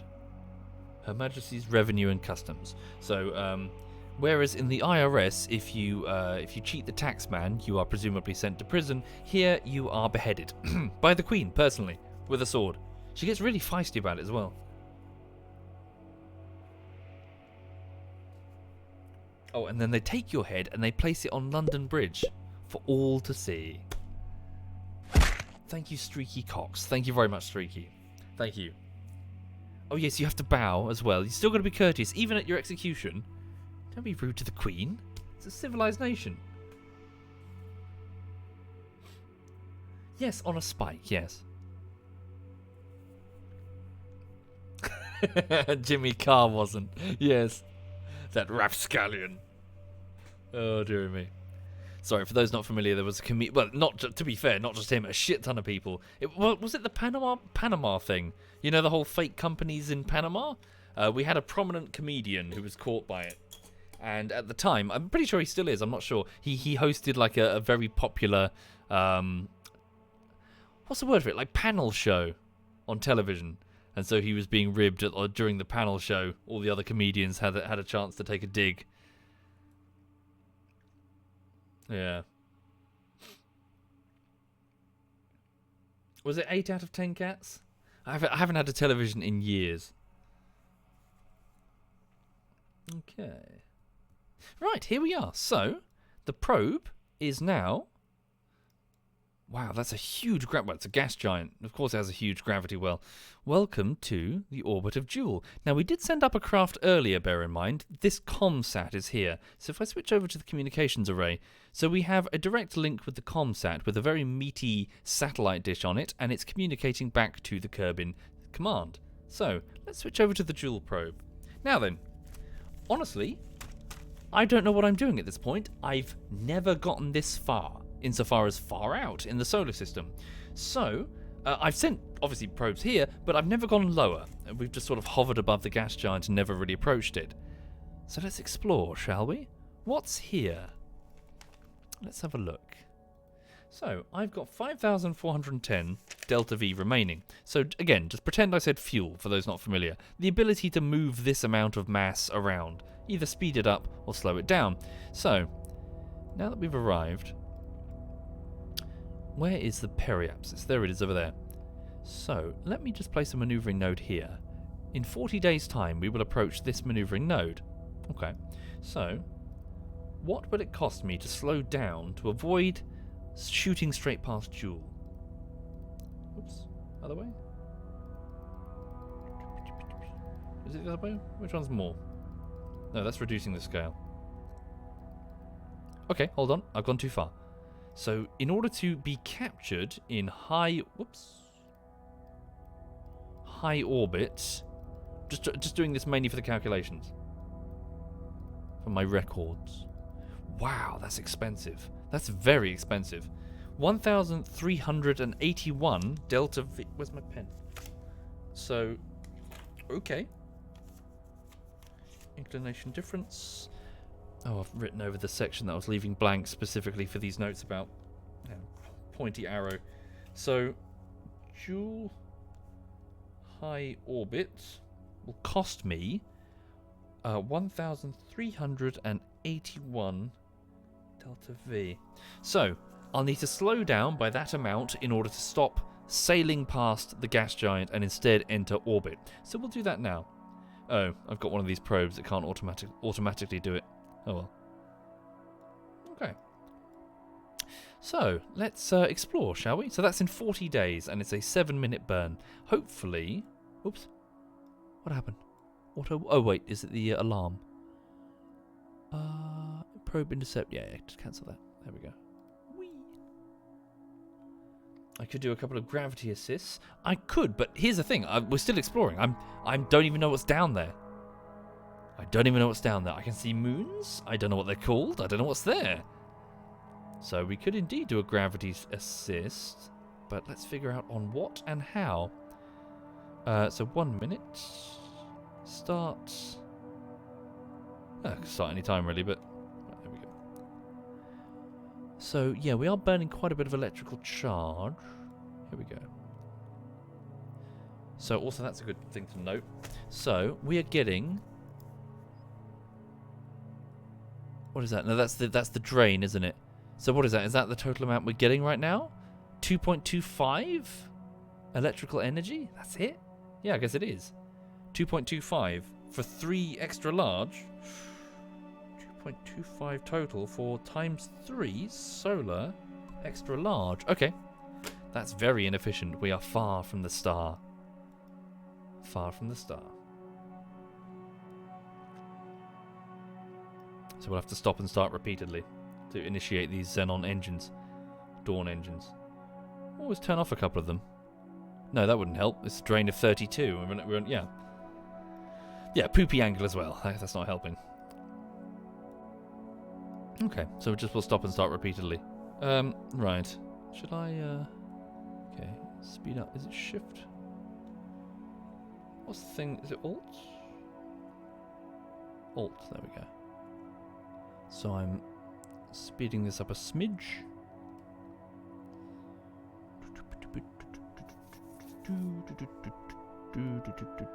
And just before we run out of power, cut. Just shimmy it that way so we got full coverage on what's... Oh god, it's not even that much, is it? So what? 3 in total. Okay, so 3... 2.25 to 3. That's pretty rubbish. Okay, we're going to have to remember that in the future when sending a probe. Okay, well, we've partially done the burn. Let's keep doing the burn. Okay. Speed up the time, get some more power.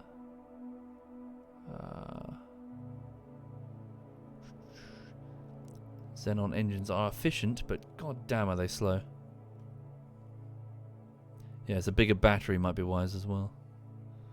Okay, and then point retrograde once again, and off we go.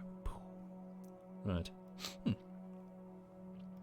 So sorry, for those at the back who are not familiar with what I'm doing, I'm trying to slow the craft down. And again, as I keep mentioning, we are currently at the technology level as a species where we can send craft around, but we're still reliant on propellant. We don't really have a way of affecting any sort of decent velocity, any velocity change really, without... no, that's not true. With any decent velocity change without propellant.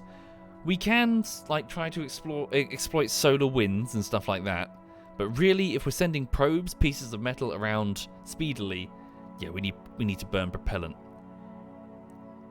Propellant is heavy, and we've got to pack all of it that we need, even for a return journey. So that's the hitch. That's the difficulty, because we're also sitting at the bottom of an enormous gravity well. Earth is fucking huge. So we're trapped on the skin of an iron and nickel ball. So launching anything off that damn ball and through this dense atmosphere takes a lot of energy. So we've got to get all that fuel, all that craft, everything we need, all the equipment up through it, and only then can we start the journey. So yeah. Space elevator. Indeed. Possible solution. Out of our reach right now. There is no known material that could withstand the stresses of the space... Sorry, again, speaking to the people at the back, a space elevator would be a tether, a material that's somehow anchored to the Earth's surface, and then it stretches all the way out into space to be weighted on the other side by something, either a space station or... Whoops, hang on.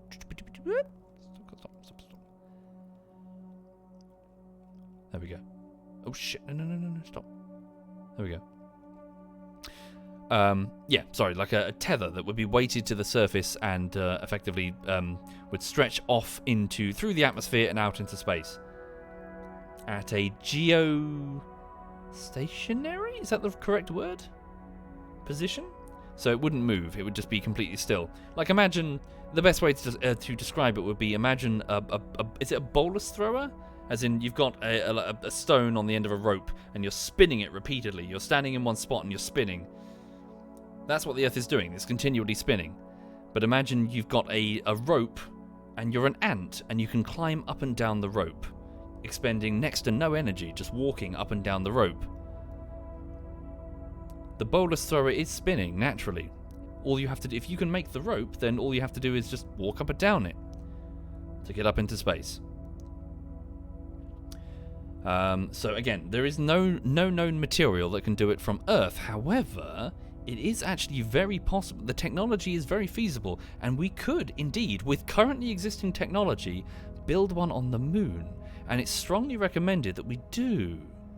For doing so would teach us a lot about the challenges involved, along with obviously building the necessary infrastructure to build such a project on the moon. We would learn a lot about colonization. If we're being serious about colonizing the rest of this solar system, then it seems a logical first step to start on the moon, both just as a general colonization effort, but also for a possible space elevator. Have they tried cardboard? No, I'm pretty sure they haven't tried cardboard, but Kevlar would work fine on the moon, apparently. How would the space elevator counteract wind? Indeed, that would be one of the challenges. The space elevator, it would have to resist all weather.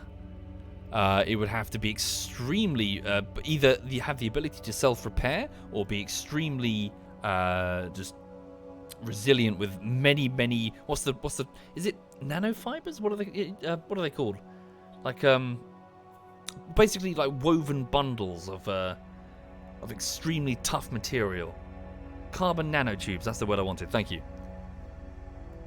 Is it graphene? Isn't graphene the sheet stuff? But yeah, no. Again, how these are the questions that we would have to ask. How would it get attached to the surface? How would it tolerate extreme weather conditions?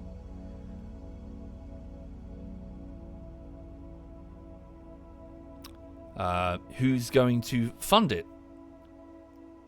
Once we have the tech, of course. Who owns it once we've built it?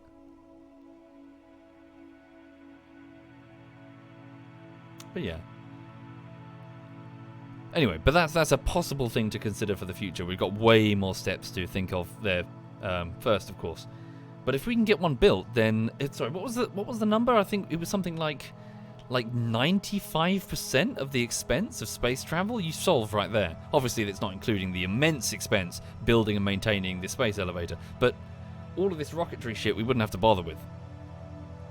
You could just send something to the space elevator, put it in a literal, just very simple elevator. Just a simple car that just goes up and down, that just crawls, oh shit.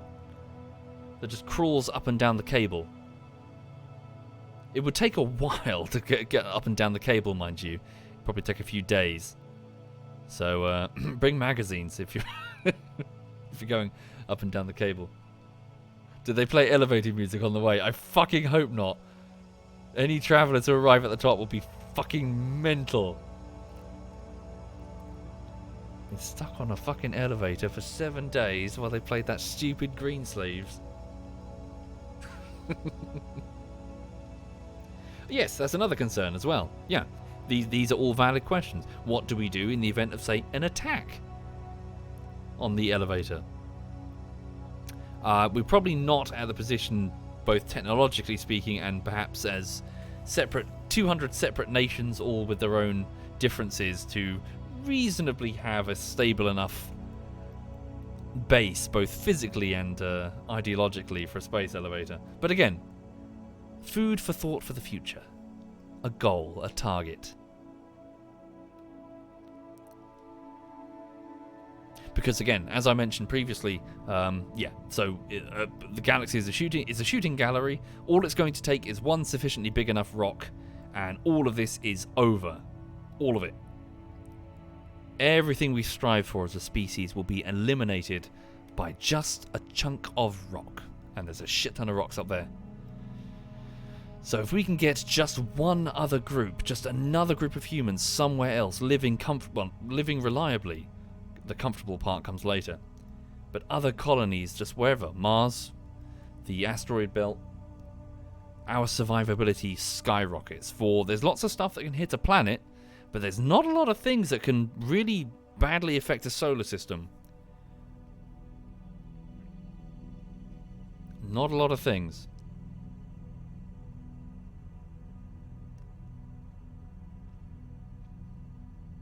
Okay.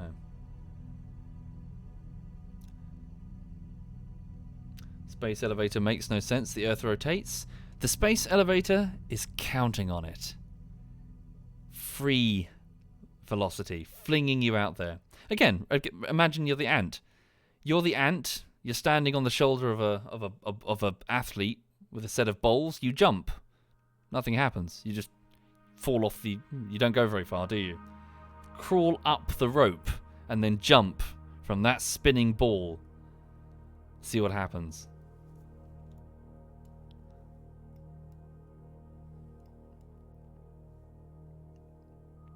Okay.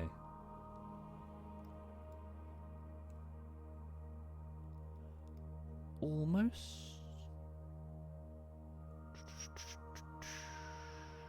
Stop.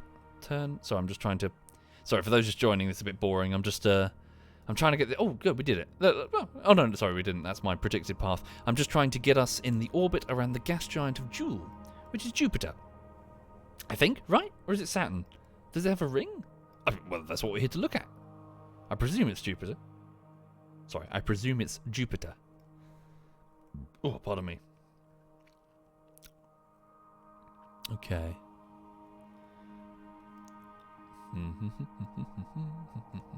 Whoop. Alright, let's just zoom out. So, ooh, what was that? What is going on there? I think my nav computer is just having a heart attack. Hang on.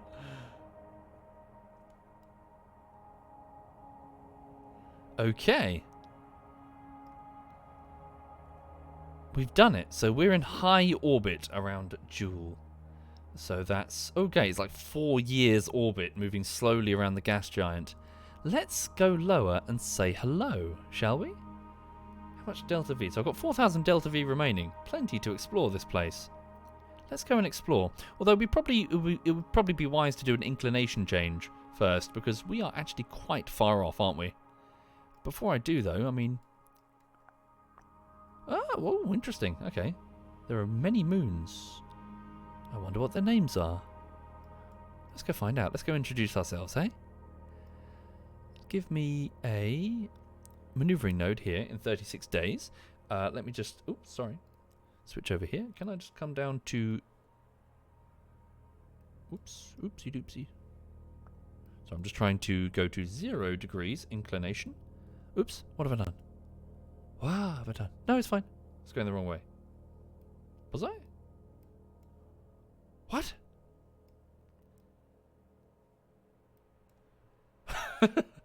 Am I not the right node? Can I select a jewel as my target? Sorry, forgive me. I always struggle with these, with the inclination nodes when targeting a planet.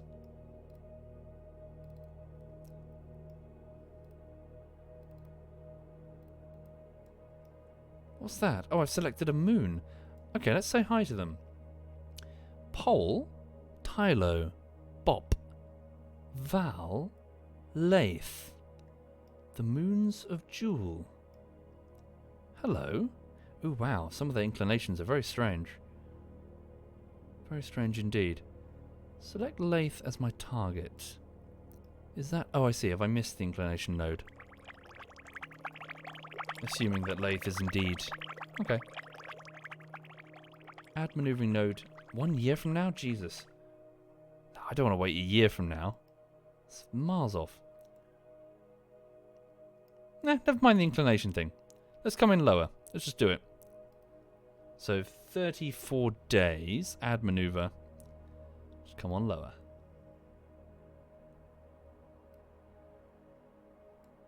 Let's get down there. Okay. So 34 days. Wait. Thank you, Tartarot. Thank you very much, Tartarot. Thank you. And thank you, a random Canadian live. Thank you, random Canadian. Thank you.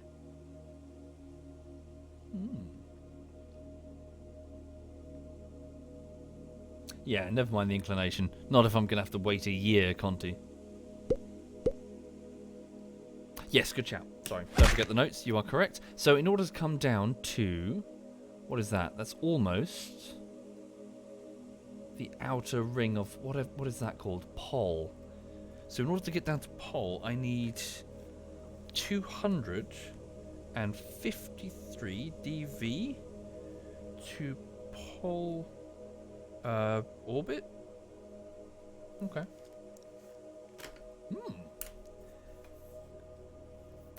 Thank you, a random Canadian, and Kozia. Thank you, Kozia. No, we're not going to our pole. No. Oh dear. One of those moons is B. There's a lot of porn. Holy shit. Right. Ouch. Sorry.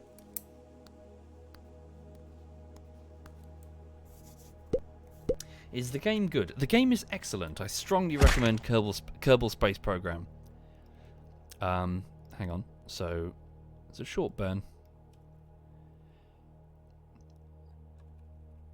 So not, as I keep saying, so not just as a fun game, as a fun simulation. It's a sim game, but also because it will teach you lots of concepts about rocketry that was certainly very new to me when I started. Things like staging, or well, just getting stuff out into space and then going anywhere. Challenges that aren't necessarily relevant to your day-to-day life, but at the same time, it almost feels like the sort of thing that everyone should understand. For example, yeah, as I keep saying, you'll never take any moon hoax seriously ever again. You'll realise that getting to the moon is hard, but it's not that hard. The tech is pretty low on the tech tree.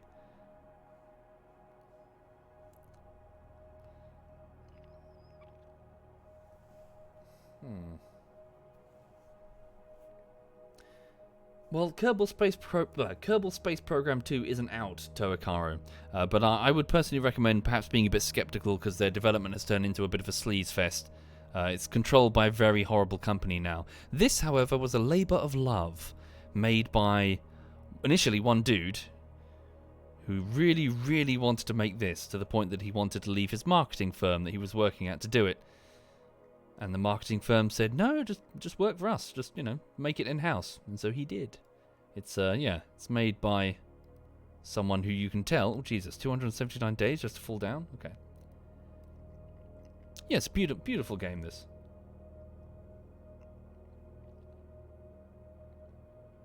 Here we go.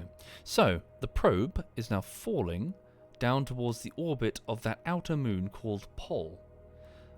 This is pretty much as far as I've ever reached, everyone, so I'm quite curious to see what's down here.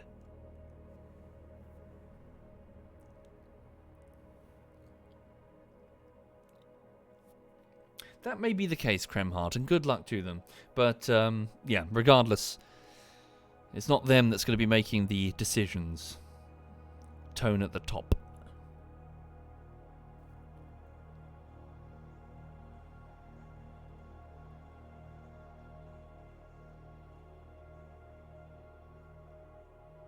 Hello.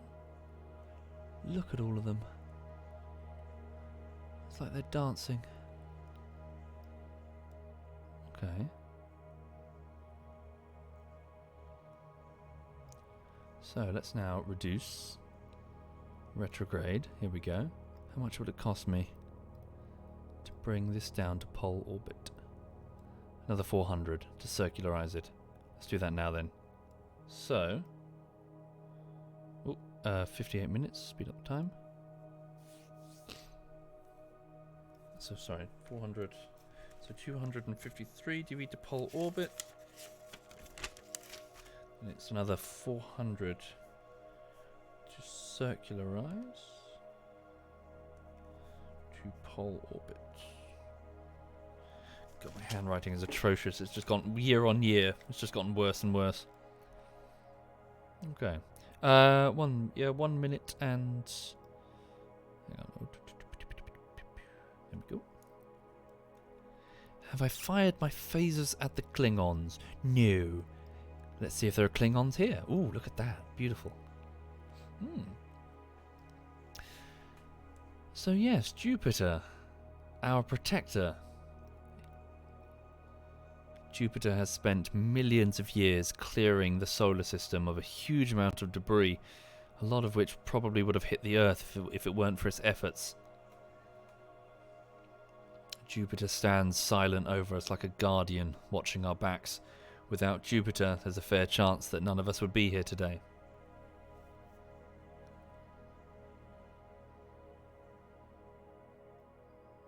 Okay.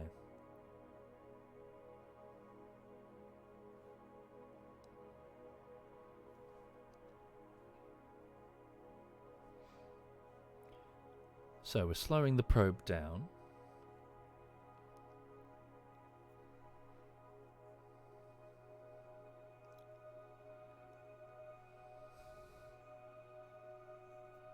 Might have to stop and recharge the batteries. Okay.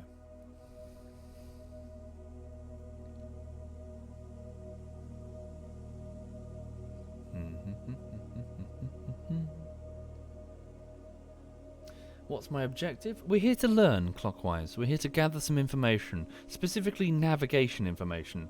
Note the small orange number to the bottom left of the screen, 3,487. That's our total delta V, so the amount of velocity change that we can perform on a craft of this mass. That's quite a lot of delta V, mind you. I packed extra. Whoops, hang on. What we're doing is we're just reducing our altitude and simply recording how much it costs me. Whoops. Ooh.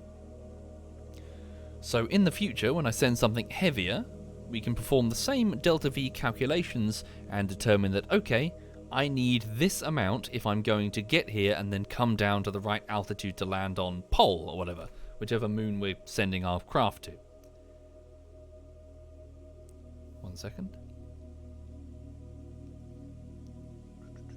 Does the altitude indicator really help when you're in space? Yeah, absolutely. Absolutely. For you may wish to be in a very specific part of space. You may wish to have a geostationary, is that the correct word? Geostationary orbit, where you are orbiting with the planet as it turns. If you wanted to, say for example, observe one particular section of it and not have the satellite move to stuff up your photographs.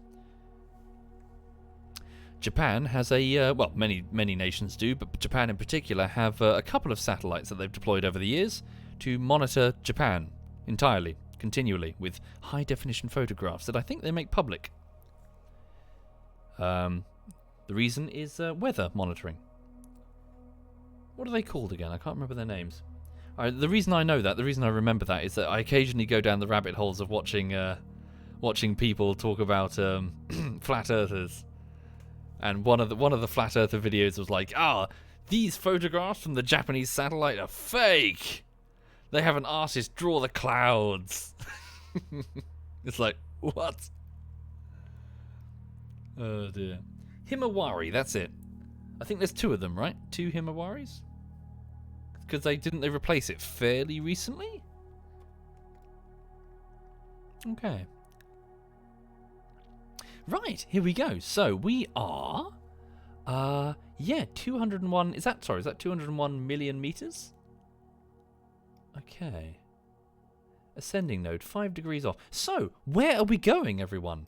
The world, the gas giant is our oyster right now. There's Lathe, there's Val, Tylo. Let's go down low and, well, sort out the inclination first, then go down low, and should we work our way from outer to in? So Lathe is cool. Is it? Let's start with Tylo, then go to Val, then do Lathe. We'll do some little flybys. Have a look, shall we? Investigate. First things first, ascending node. How long till we get there? 20 days, easy peasy. Let me just sort out our wonky inclination right here.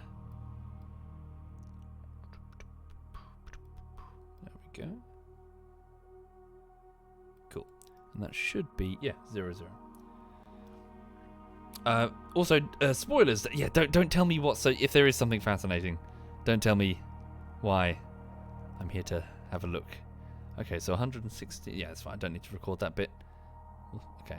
No, let's record everything. Sorry, 116 dV to sort 5-degree inclination at pole orbit. Right. In the event that I wanted to go to, well, just record everything. Quick save, then warp to the next objective. Yeah, that would make me laugh. We get all the way out here, and one of the planets is just flat, inexplicably. It's just completely flat. With all the hay I just made about people talking about flat Earth, and then there's just a moon of Jupiter that's flat. Okay. Thank you, SFK. Thank you very much, SFK. Thank you. Okay. I don't know, Red Herring. I would imagine we would probably just burn up and explode after a certain altitude. Okay. So how are we doing? We've still got comms with the satellite. Easy burn. There we go. Cool. So note the blue line is now moving up to match 0 inclination. Yes, Althea. Although, yes, made a few really good learnings, though, about how the spaceplane engines work. Instead, I fast-forwarded time until a probe went up to meet the gas giant of Joule, the in-game equivalent of Jupiter. I'm just very curious to see what it's like. I've never been up here before. Okay. Stop. So, what's that then? So let's have a look. If I were to come down, so add a maneuver here to drop my periapsis all the way down. So to get from Yeah, so to get out from pole down to... These are actually quite expensive maneuvers. So 312 dV from pole outer orbit to... Which one is that? What's its name? It's Tylo. Wait, have I missed one? Yes, but Bop, but it's at a weird angle. Tylo. Okay. So hello, Tylo. So Tylo is moving this way. Now, if I were to intercept Tylo as it made its way this way, I would pick up speed. But if I can possibly catch Tylo the other way...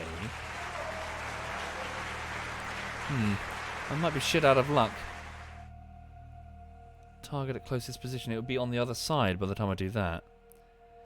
If I can catch it on its other side, it can actually slow me down. Hello. Hello. Interesting. See? Note the green dotted line. So the orange line would be my course, the purple line the intercept, and then afterwards it would have taken away some of... Yeah, so because I'm coming round... No, wait, have I cocked it up? Which way am I going around Tylo?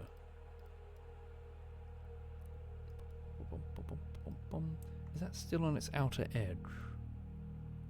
Let me just select the maneuvering node.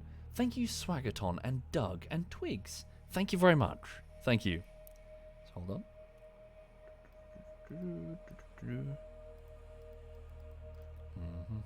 Is it that way? What am I doing? No, it's this thing. I need to click. Okay. So where's Tyler? So there, it's coming in there. Whoops, too much. So what am I doing?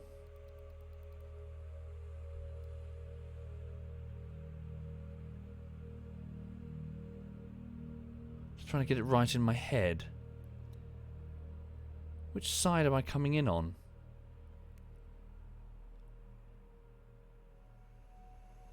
I suppose it doesn't matter that much, does it? Look, that's perfect. Takes me all the way down to Val. Okay. Let's do that then. So that maneuver is in 9 days. Let's see which way I come across it. So if I go in its direction of travel, I pick up speed. If I go in the other way, I bleed off speed. Alright, okay. So, quick save. Go back to my craft. Speed up.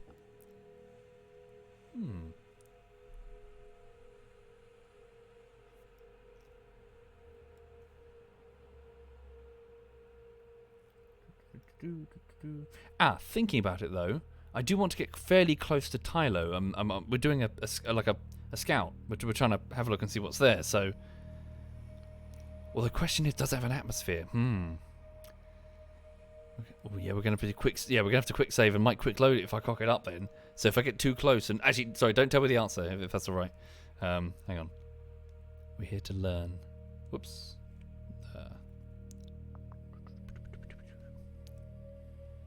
Okay, let's have a look. So there's Tylo. For those joining the stream, welcome indeed. I'm looking at the moons of the gas giant of Joule. Quite literally just looking at them. I'm here to see what's here. Plan future missions, that sort of thing. And also I've got some notes insofar as exactly how much fuel this is costing me. Hi there, Bavin. Sorry, did you send any messages? Yeah, well, good, Bavin. Just chilling, just chilling. Hope you're very well. ZF Bavin's in the chat, everyone. Okay. Let's also try not to get flung off at a weird inclination. That would be a pain. Yeah, it looks good. So, we're reducing our speed.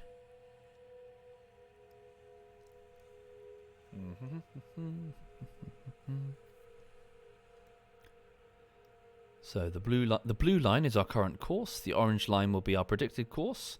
The purple line, weirdly here right now because it's represented on the planet, that will be there when I arrive. Here.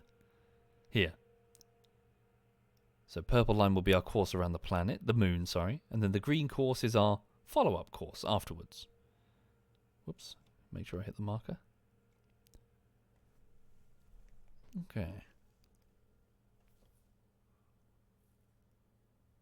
Oh, careful. So what are we doing here then?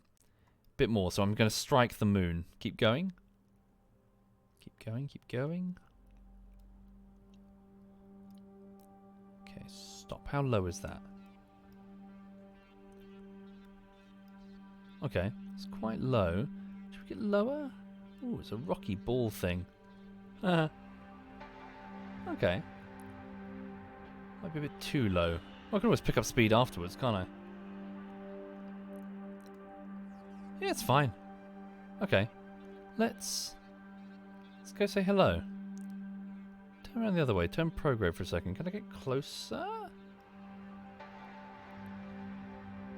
Let's get nice and close. Let's say hello. 111 kilometers from the surface. Now I will definitely quick save in case it does have an atmosphere and I look incredibly stupid. So. Hello. Tylo. Warp to next maneuver. Confirm maneuver, sorry. Warp here. 12 days, we fall.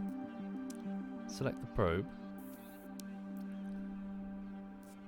Oop, I'm a bit wonky. Am I wonky? No, we're okay. Sorry, just these moons make me look wonky.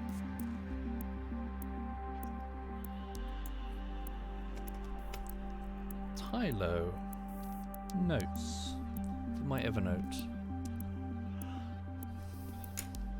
Here we go. Intercept now. Any moment. Well, almost. So how far are we? Yeah, how far away? Come on, speed up.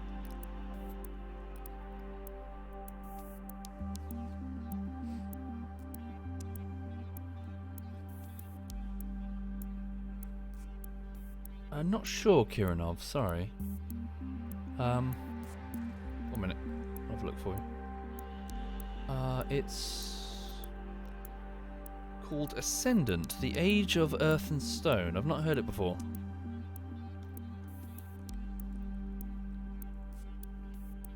Oh, damn it. Come on, 8 minutes. Let's go. Okay, hello. So, we are... What's our altitude? Okay. So... Its gravity well is fairly minimal. Well, it's a tiny little moon. Look at it. Hello. Hello, Tylo. Let's have a good look. Speed up time. What are you? Very heavily cratered. Look at you. Rounded under your own gravity. You're not a captured asteroid. What are you? Looks incredibly scarred. Impact events all over it. So its surface has not been reshaped anytime recently. What is that? Are they salt flats? There are salt there. They're like, almost like minmus. Flat areas. Do we have a curb net thing on this? No curb net access. Heavily scarred. Looks like a beaten up version of our own moon.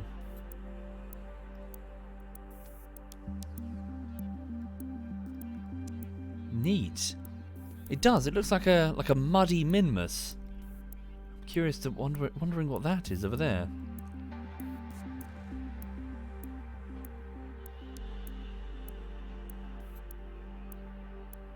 Okay, so rounded under its own gravity. It's not a rubble pile. It's a proper moon. Probably doesn't have tectonic plate activity. Maybe cryovolcanoes. Maybe like Ceres. Ooh. Very curious to have a look. We are 115 kilometers. Sorry, what is Minmus? It's a tiny moon that's orbiting Kerbal. Made of a sort of silicate material. Cool. Ah, I like it. Ooh, look at that. It's like a muddy Minmus. Volcano, maybe. No, impact event. Look, impact event. Ooh, recent impact event. Very recent. Oh, okay. Neat.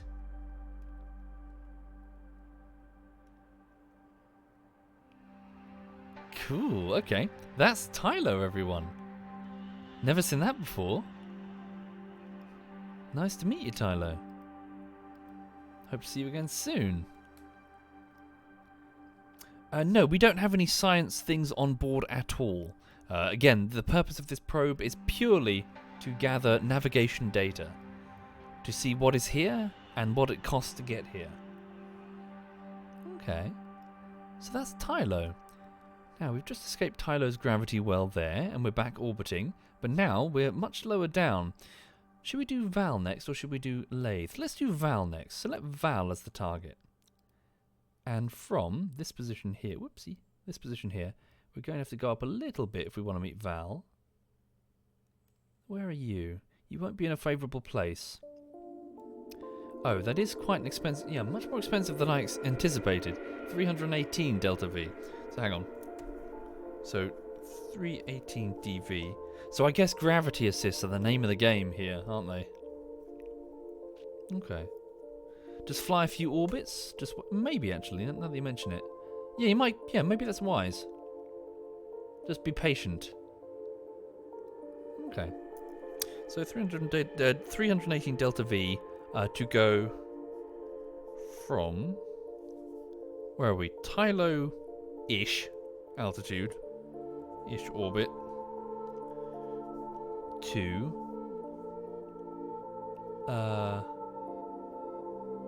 to Val. Okay. Yeah, let's just wait a little bit, shall we? Let's see if we can get Val in a more favourable position. Oh, no, wait. What am I talking about?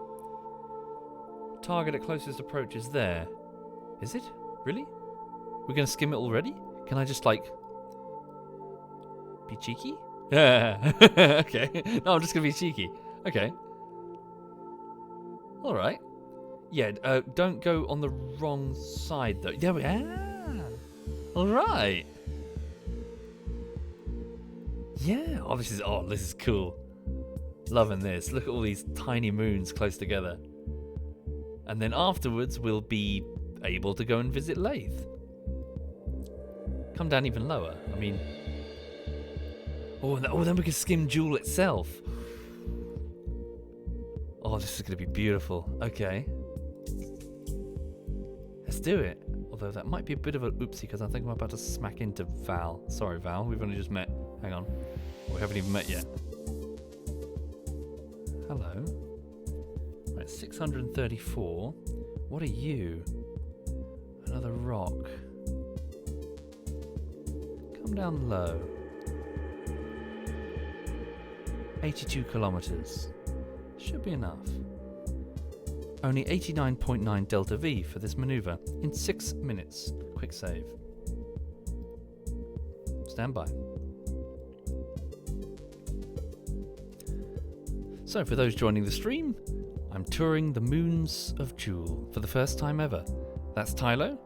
We're going to go and meet Val for the first time. Okay. So, modifying my orbit slightly.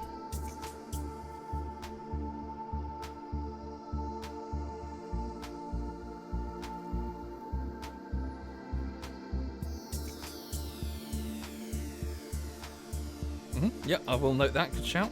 86 dV to move orbit. No, actually, no. Screw that. Stupid. It's too situationally specific.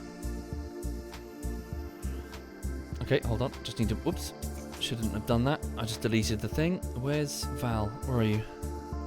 That's Lathe. There's Val. Don't move the nav ball. So what are we doing? A little bit more of a burn?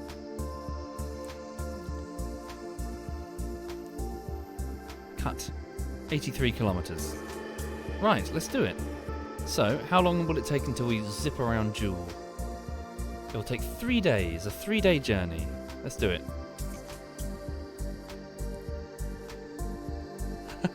Oh, wow. Hello. I'm going to see you closely in a minute. Oh, look. That's Val, everyone. Right here.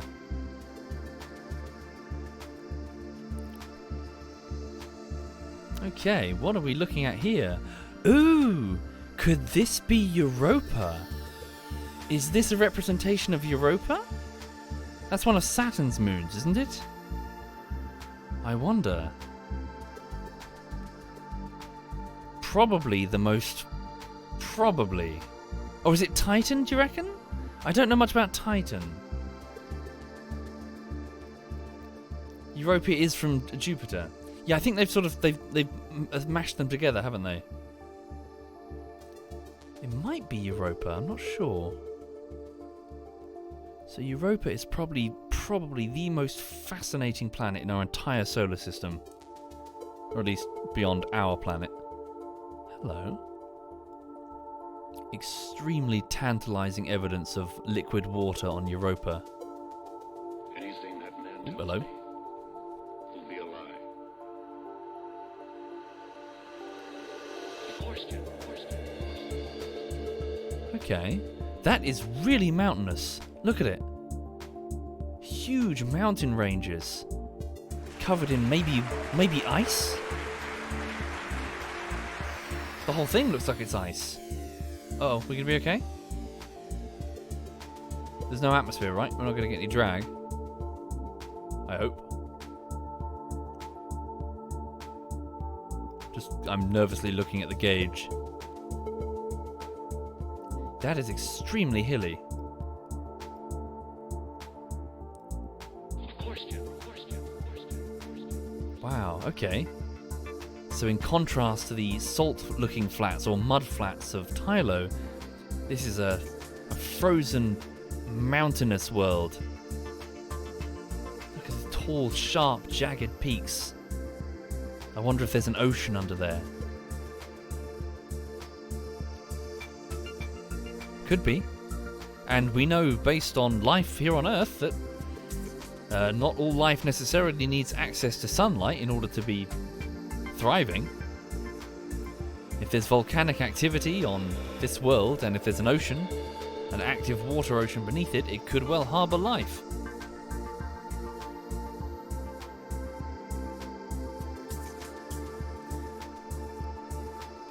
Kerbal says Titan has lakes of liquid ethane? Methane? Oh, and methane.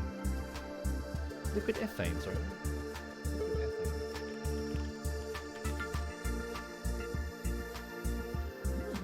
Okay. Organic chemical compounds. Isolated on an industrial scale from natural gas. Okay. Cool.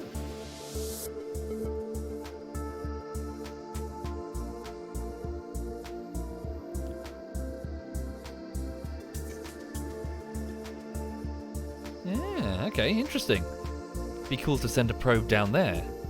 Maybe gather some samples. Crush up some of that ice. Put it in your drink. Don't do that.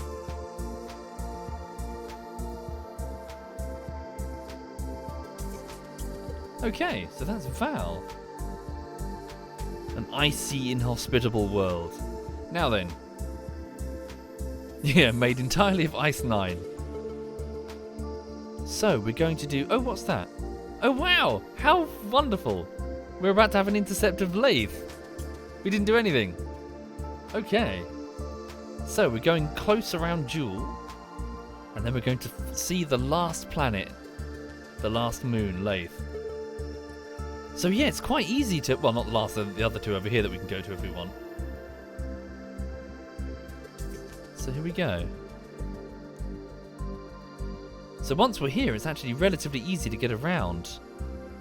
Hello, Joule. Whoa, look at you. Swirling atmosphere. Are we going to crash into the gas giant? I rather hope not. Is the atmosphere moving or is it just static in place? It'd be cool if the texture were moving. I think it might just be static. So yes, this is in fact a sleeping Lulu, generating a vast amount of fart gas.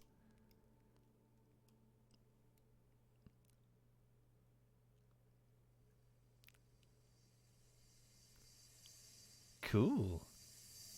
And this is... Wait a minute. Wait a minute. Is that...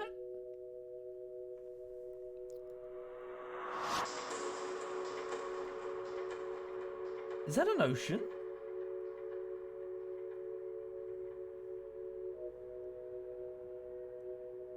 How close are we getting?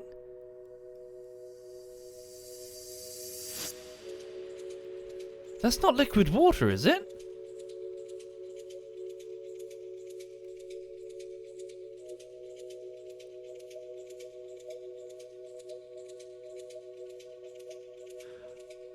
Oh my god, hang on. Hang on. Hang the fuck on. That's liquid water. Which means it's gotta have an atmosphere. Slow down. Or speed up. Wait, what are we doing? What's this intercept? Hold on. Do the intercept first. Yeah, hang on. We might need to burn retrograde early. Yeah, turn retrograde. Am I going to make it? Hit the burn. This is Xenon engine. How much will this cost me? Add maneuver? Oh, that's a heavy burn. That's a very heavy burn. 1,000. Okay, hang on. How long will it take? Burn time of 8 minutes. Start burning now then. How long until we're clear? 17 minutes. Actually, cut it then. So, there. Do a burn. Are we entering orbit with it? I need to decide now. Stand by. 28. Wait. 1750 dV high orbit of Lathe.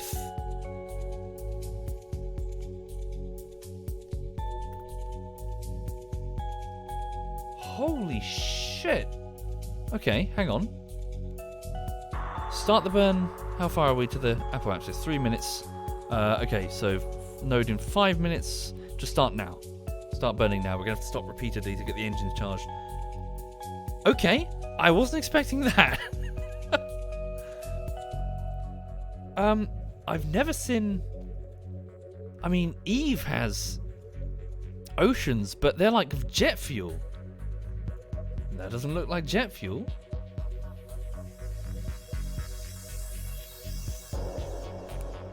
Okay, so we're slowing down.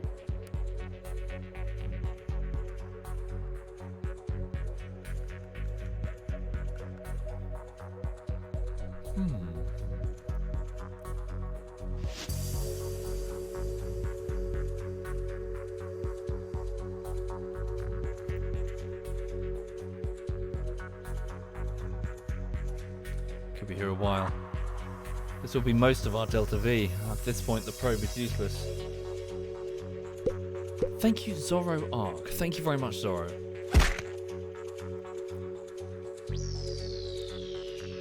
Let's try and speed this up a little bit, shall we?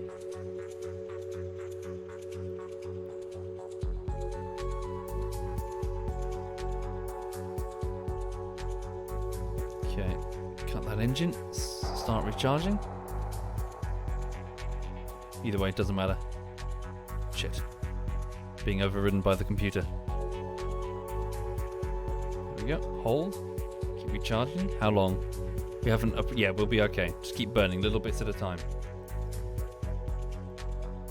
Shit. Are we going to be okay?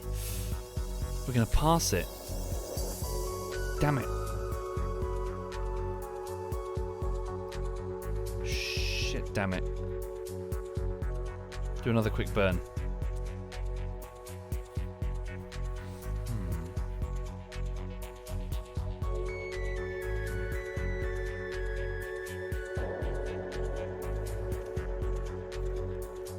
What does my course look like after this, if I fail?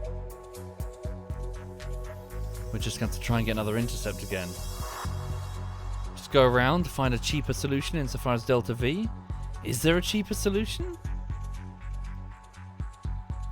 suppose, yeah. Shit.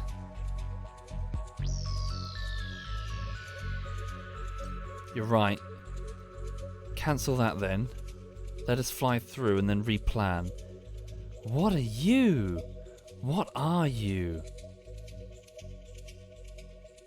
Okay. Bring the app down here. How much will that cost me? To Lathe's rough orbit and wait for another intercept. That will cost me 300. Okay. Is it on a weird inclination? No, it's not. Select Lathe as my new target. Adjust to the app instead? Well, my app's all the way up there. No, I suppose you're right. Yeah, it's going to cost me less. Yeah. Go from the app and then increase to here and then try to do an intercept. No, that's just as aggressive. Shit. Is there a gravity assist I can get? I was about to say something very stupid. I was about to say, let's get a aero brake from Joule. That was a dumb suggestion. Is it a dumb suggestion?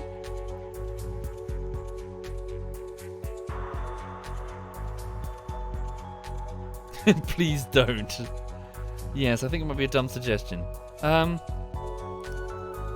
What happens if I would try to instead shimmy this way? How expensive? Super expensive. We're not doing that. Huh. Yeah, what about that? What if we went up first to meet the other moon? 200. No, it's never going to work. We're never going to have a favourable intercept. We'll be waiting years. I don't know what to do.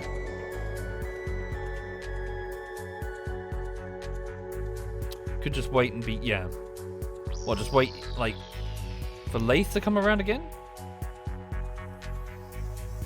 What happens if we did? Hang on. Select Lathe as my target.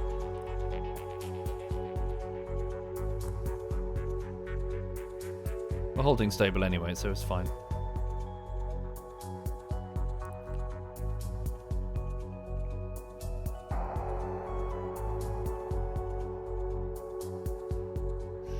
Hello. That's sort of close. A bit more patient.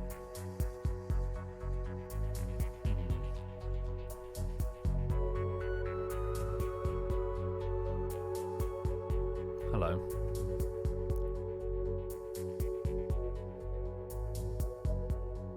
Shit.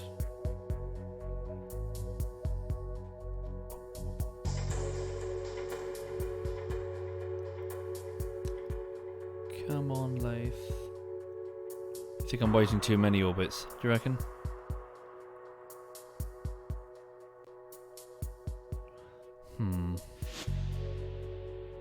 Yeah, I think... But if I take one of the near misses... I mean, I've got like a shitty little Xenon engine, so I don't want to... Ooh! Okay. Yeah, let's try that. So... If I can come in on its... What's that? Sorry.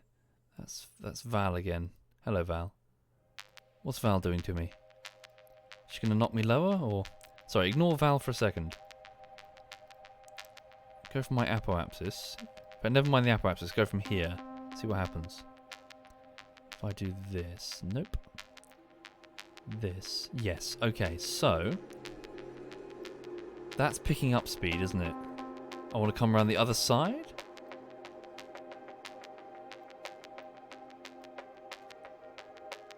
Like that? Is that correct? It's 100 delta V.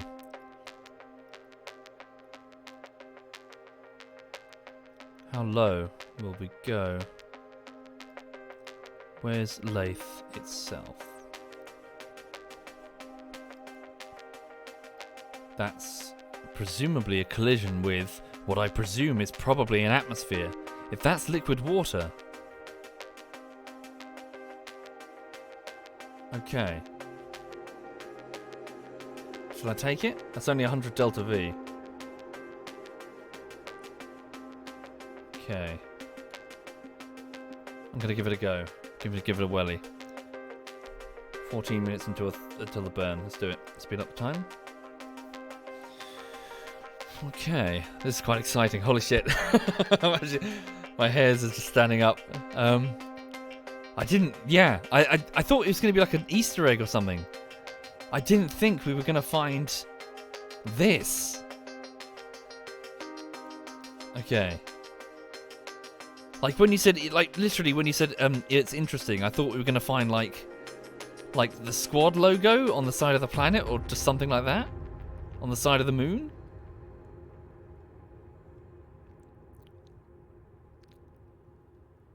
Because I kind of assumed that they were all rocky.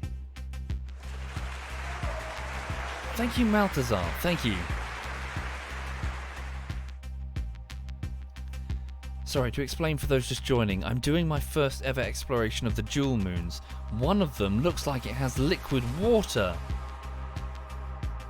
I can't tell from all the way up here, but it looks a lot like liquid water. And if there's liquid water, there has to be an atmosphere and a magnetic field. Otherwise, it would have been blown away by solar wind.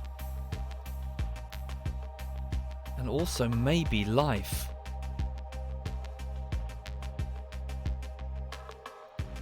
Okay. How low is that? That's 200 kilometers above the surface. Come lower. Bear in mind Xenon engine, so shouldn't push it. Okay, that's it. Don't do anything else. Warp here. One day. Here we go. Hello? Right. Turn retrograde and hard burn. Watch carefully. Hello. Wow. Shit. Don't go too crazy. I don't know what its atmosphere is or how high it is. I mean, it doesn't look like it's got a high atmosphere. Do the rest at the periapsis. To go no lower than 100. I'm not risking it.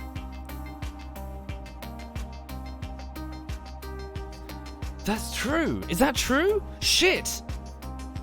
As in Joule's magnetic field, is it so large that it could be protecting it from the solar wind? Is that a thing?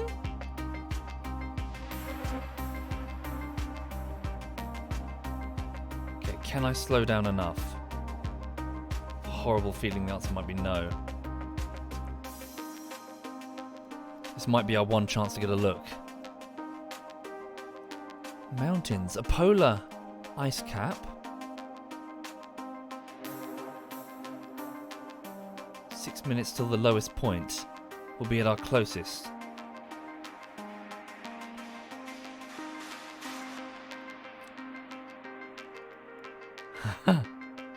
Okay. 3 minutes.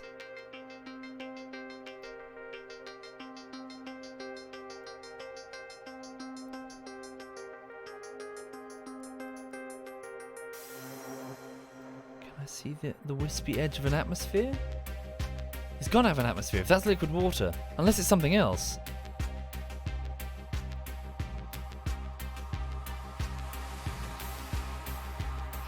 Ab maneuver.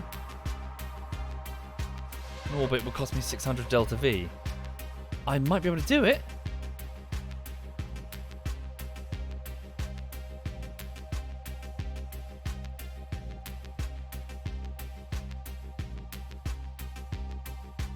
Burning, keep burning. It's a question of power, that's the problem. Xenon engines are power thirsty, power hungry. This is my only attempt before Joule kills me. Oh yeah, okay. That's the punishment for my curiosity. Destroyed by an angry mother protecting its child.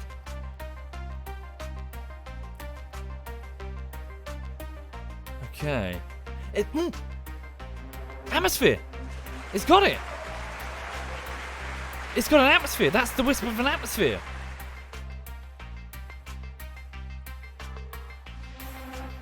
Holy shit! Okay. Probe's going to run out of power. Shit, we're going to get flung free still. Come on! Bring it all the way around.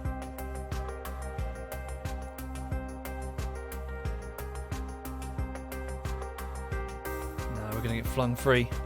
And then destroyed by Jewel. Almost, well, maybe not. Hang on. Damn it, out of power any second now.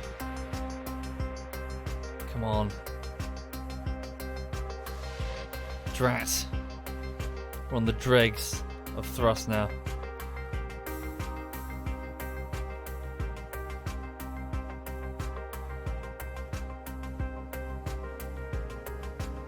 Okay.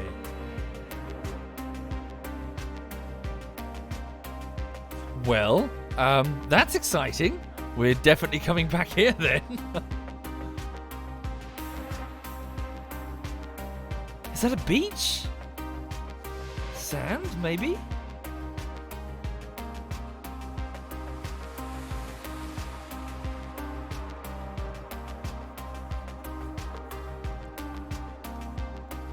Come on. No, we're never gonna pull it round. Maybe if I stop and just let the engines charge for a second. Can I send something to land here? Yeah, hopefully.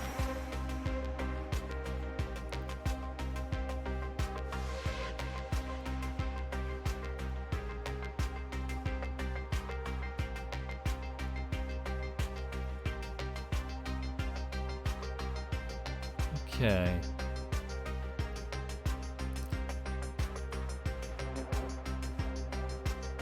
That is an atmosphere. That's wow.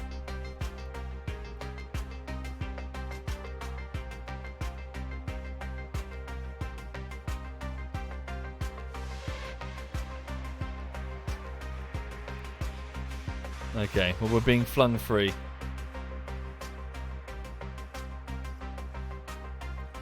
Cancel that. Point towards the sun. Get every single little bit of solar power that we can. Come on, charge that battery. Thank you, Lime. Thank you very much, Lime.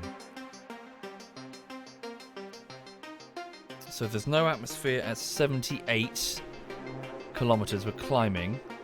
So 78 is safe. Is KM safe? Come on, burn, burn, burn, burn. Slow down.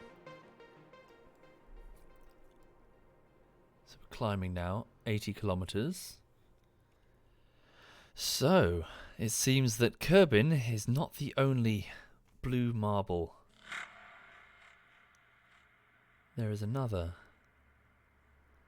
hidden in the shadow of its gas giant parent. Okay. Sorry, Lude, yes, so this mission that I dispatched here up to this gas giant, I was here to both inspect the navigational challenges involved here and just do a flyby of the nearby moons, which I expected to be a series of rocky or icy, desolate things. But to my shock, one of them appears to be a terrestrial moon with an atmosphere and liquid water. Critical ingredients for life as we know it.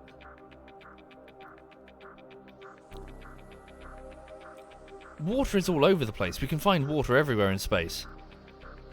But liquid water, that's the golden ticket.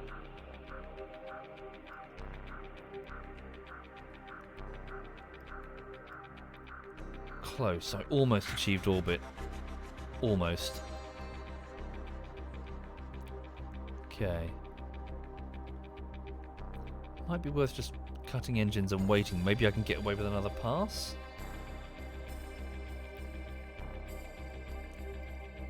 Well, we're still close enough to the periapsis.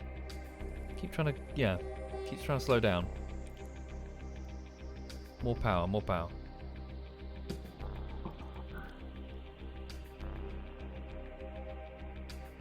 So yeah. My inclination would be too boned to keep burning. Probably a good shout, yeah. Hang on. Do a little bit of couple of minutes just getting power, then I'll do a burn. Hang on. Power, power, power, power. Whoa, shit. Retrograde.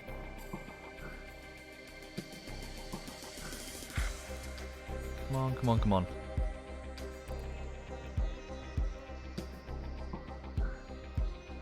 Smiley face.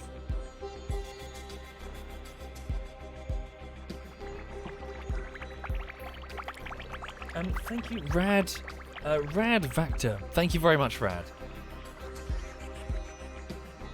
Okay. Although, I'm going to be honest, folks, that is a tremendous challenge. Good lord. That is a very expensive Delta V mission there.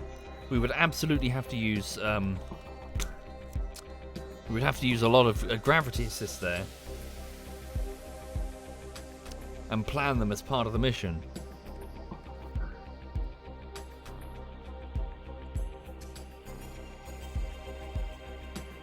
Shit.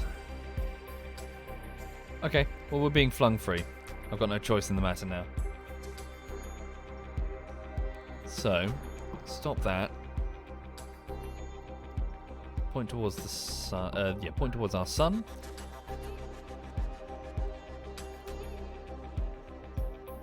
Go there, recharge. Okay. Just keep trying to burn anyway. Whoops. I'm increasing my speed. What am I doing?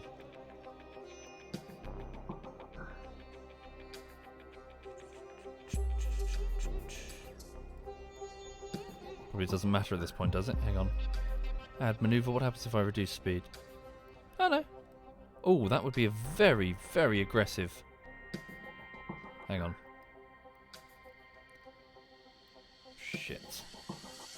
We might just have to suck it and just wait. Okay, here we go. So there we go. So set Lathe as the target. Can I get away with another cheeky intercept? I'm just patient. Okay. How do you upgrade your launch pad in Korea? If you right-click on the launch pad from the main view of the base, there'll be a money tag. It's just money.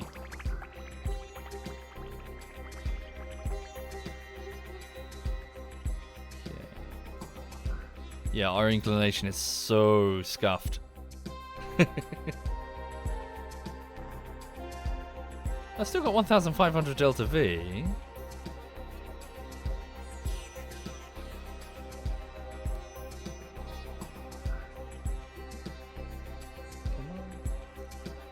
Yeah, do you reckon? Oh, hello. It's a bit of a close one there.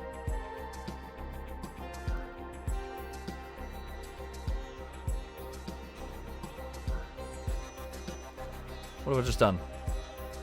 That's an intercept with Lathe. It's on the right side as well.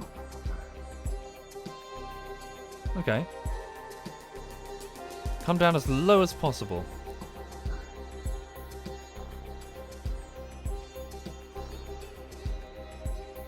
Not even sure how I would. Hang on. Add a second maneuvering node. Bloody hell. It's not working.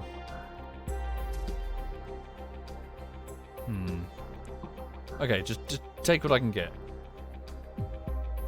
Take that, and then I'll try to get lower in a minute. Give me that.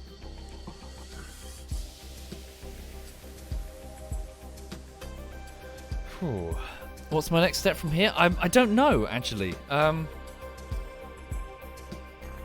just trying to get into orbit and like learn a bit about its atmosphere. See if I can spot anything. God damn, I should have bought some science tools. Right.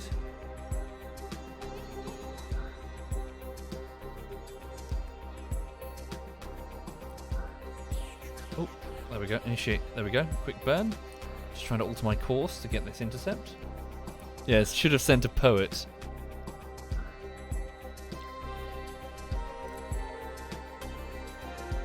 Yeah.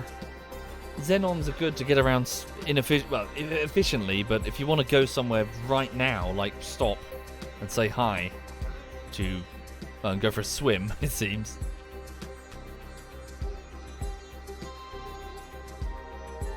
Okay.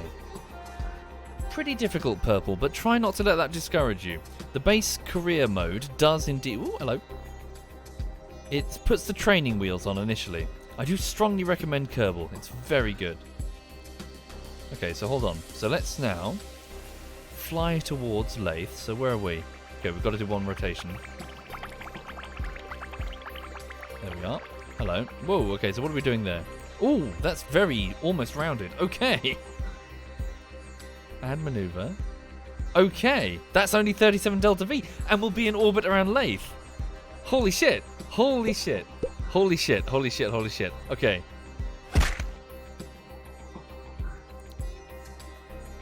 Where are you? Where are you? Oh, hello. God damn, you're beautiful. Okay. There we go.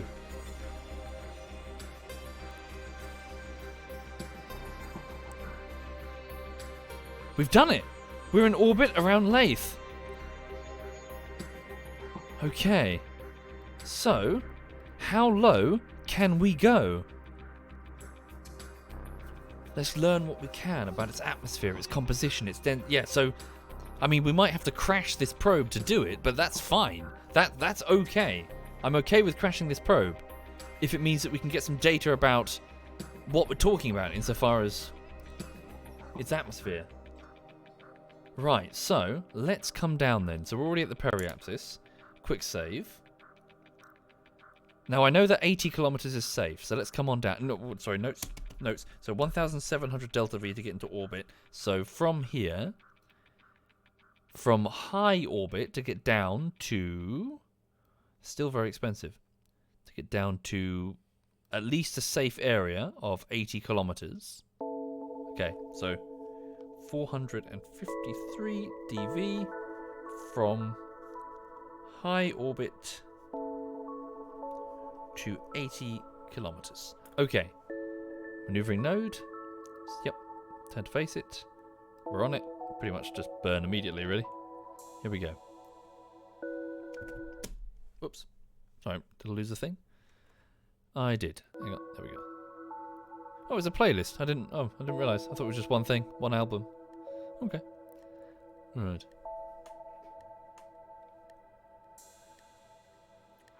That's true. I should have probably done it from the apoapsis, shouldn't I?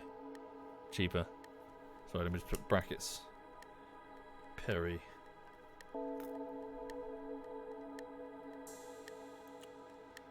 Sorry, no, not sure. I didn't check. Sorry, I didn't check what that playlist was. My bad. Sorry. So here we go. Hi there, Perry. Okay.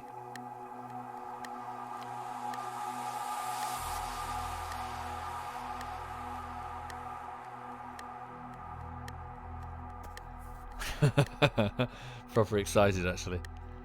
The trouble is, if we're just going to crash the thing, we can't even splash it down. I don't even have a decent parachute. I didn't even think that I'd need a parachute to send a probe up to atmosphereless rocks, you know? Okay.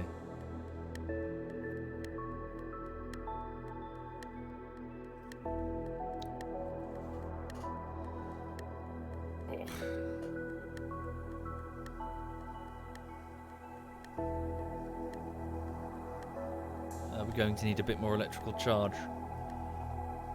Okay, stop. Turn the craft towards the sun. Oops. Way more solar panels are going to be needed. Oh, pardon me. What happens if I try to gently land on Joule? I don't know. I imagine we'll probably explode.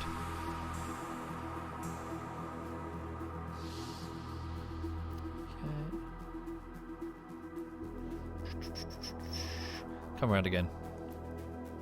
Easy peasy, lemon squeezy. Turn retrograde. There we go. And initiate the last of the burn. There we go.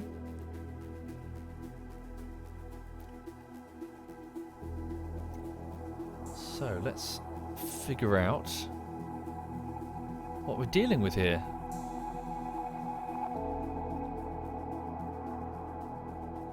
Hi there, Tomato. Welcome indeed, Tomato. No, I've not heard of Terra Invicta. Not familiar, sorry.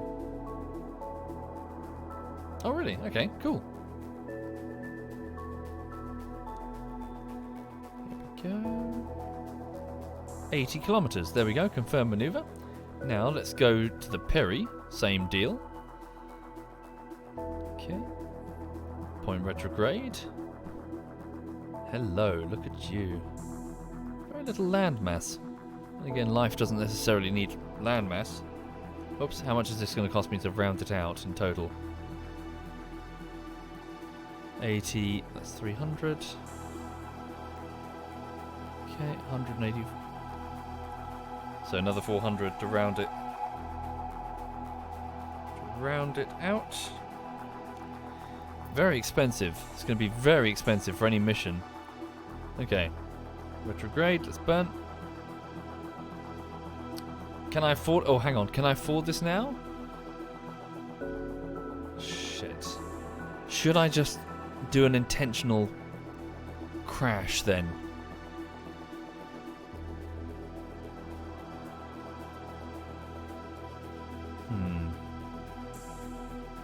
Yeah, why? Yeah, let's rethink this, sorry. So... This probe is never going to survive. No chance. Atmospheric break. We could if I knew what the atmosphere was. But again, sorry, don't tell me the answer if you do know. That's what I'm here to look at. So we could just try skimming for a little bit. No, screw it. Okay, keep it simple. I'm here to figure out the challenges of this atmosphere. So let's kamikaze into it, basically. So from the apoapsis, let's just go on in. Figure out where the pressure starts building. So what? So 30k. Let's see if it starts at 30k. In fact, a little bit above that. Maybe we can get an aero brake. 48k. Let's go from 48k. So warp to next maneuver. So it's got a south pole and a north pole ice cap of presumably water. Comets, maybe, depositing it. Impacts over time. Why is it not frozen? Why is it not frozen? It's so far from the Goldilocks belt. This should be frozen, surely. Why is it not frozen?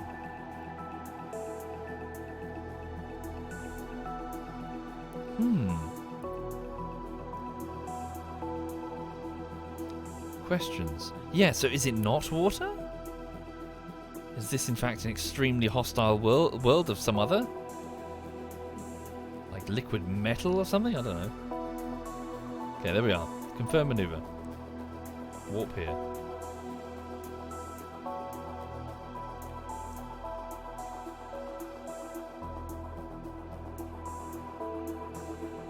Let's look.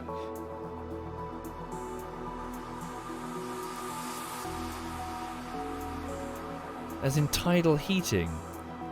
If tidal, like a squeezing effect is happening, then would we also see like heavy volcanic activity? Maybe there is. Maybe it's lots of volcanic activity from underneath. Underwater volcanoes. Maybe that's what these are. Okay. So, watch this dial carefully. Here we go. We're coming in. Where does its atmosphere begin and how monstrous is it? Let's tuck in the solar panels. So we're moving at 2,254 meters per second. We are 52 kilometers above the surface of this moon.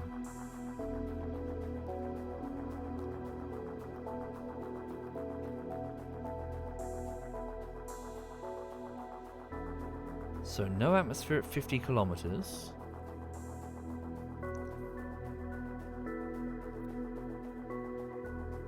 Still going lower. 20 seconds until we approach. Oh, hello, there it was. Almost exactly at 50. Okay, hello. Hello, atmosphere. 50k. How dense are we talking? What's the situation?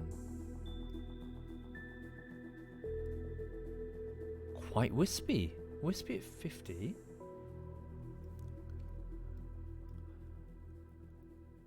some aero braking going on here. So basically just drag. So air resistance. We're losing speed. Okay.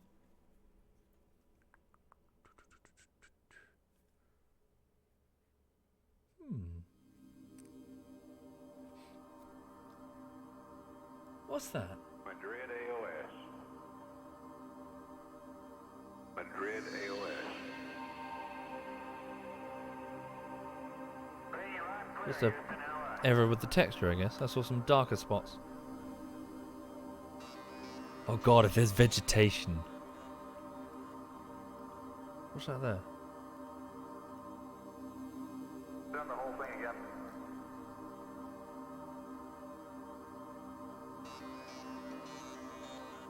Hang on.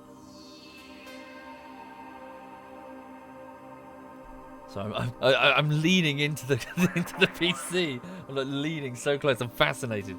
Hang on. And we were 74 kilometers. We're not going to see anything from up here.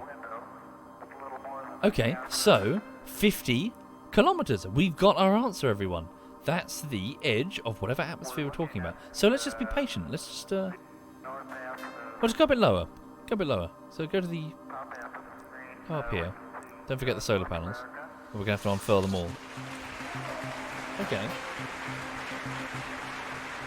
Thank you, Charlotte. Thank you very much, Charlotte Knight. Thank you. Okay. Point probe retrograde. Unfurl. Do I have a custom action preset up? No.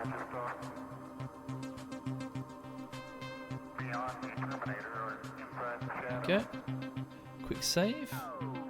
Let's take us down to 40 kilometers. See what we're talking about here. So, Eve's atmosphere, for example, Venus, is incredibly punishing. The slightest, and I'm not even joking, I'm not even exaggerating, a few hundred meters off is the difference between exploding horrendously or a successful aerobrake. So let's see if this atmosphere is similarly as aggressive. That's what I'm here to, that's what I'm poking right now.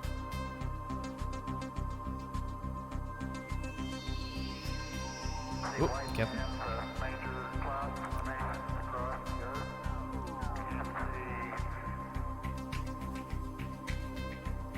Here we go.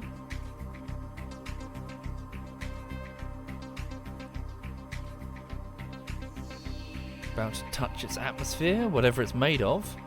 Wish we had the instrumentation.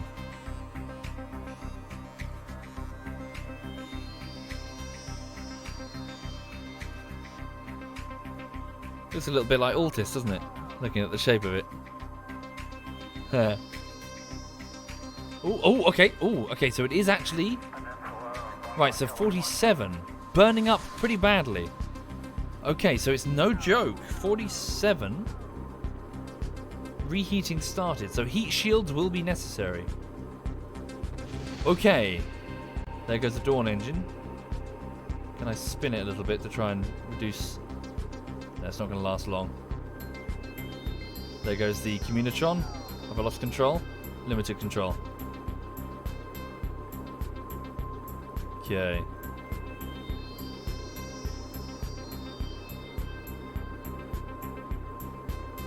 Damn. Oh. So tantalizingly close.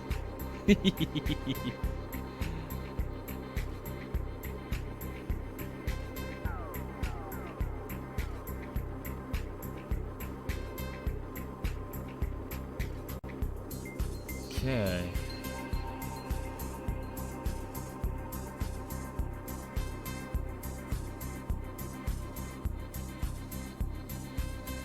Stand by. It was that. Come on. Get lower. Get a bit lower. 36. Okay, it eases up. Okay. 37 to 35. So it's no joke, but at the same time it does ease up quite quickly. Right. Now obviously this thing can't land, by the by. We've got no parachute at all. It's going to just explode. Unless we have a splashdown. Well, it's going to explode in a splashdown, but... Holy shit! We're going to land close to that shore. Come on. Please, just let us see, just for a moment, a blue big-titted alien right there.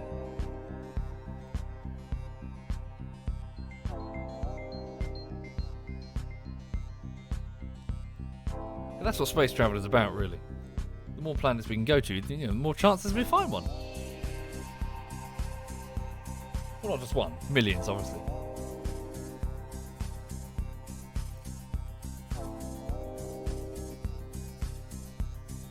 Come on, give me a glimpse. Give me a glimpse. Is there life elsewhere in this solar system? No, falling too far. Any vegetation.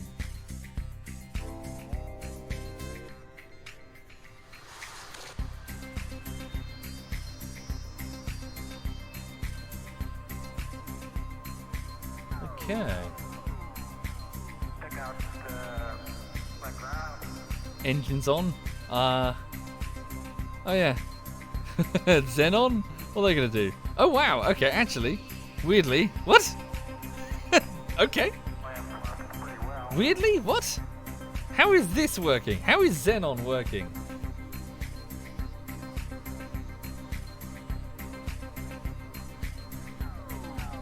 Surely this doesn't have the thruster weight. What if the gravity's very low? No. No, we're never going to get away with this.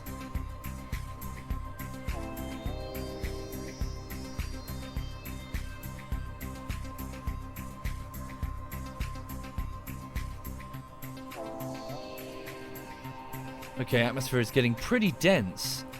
Very dense. Spaceplane dense. Xenon efficiency is reducing. We're still moving it very, very fucking quick. It's gonna smash. In fact, it's gonna start speeding up in a minute, isn't it?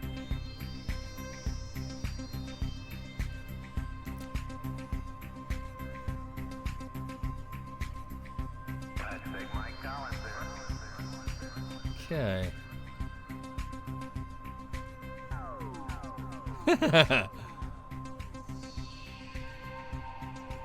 Wow, look at this. Wow.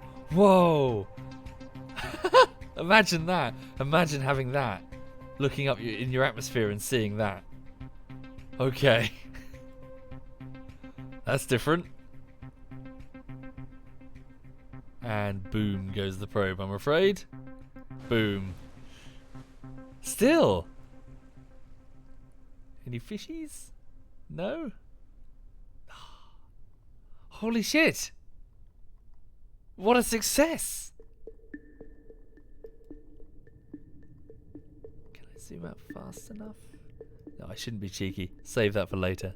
Shouldn't just zoom out onto the planet to see. Okay! That was brilliant! Fantastic! I can't believe it! So another world has liquid water. And an atmosphere, and it looks like an oxygen atmosphere, maybe. Maybe life is here.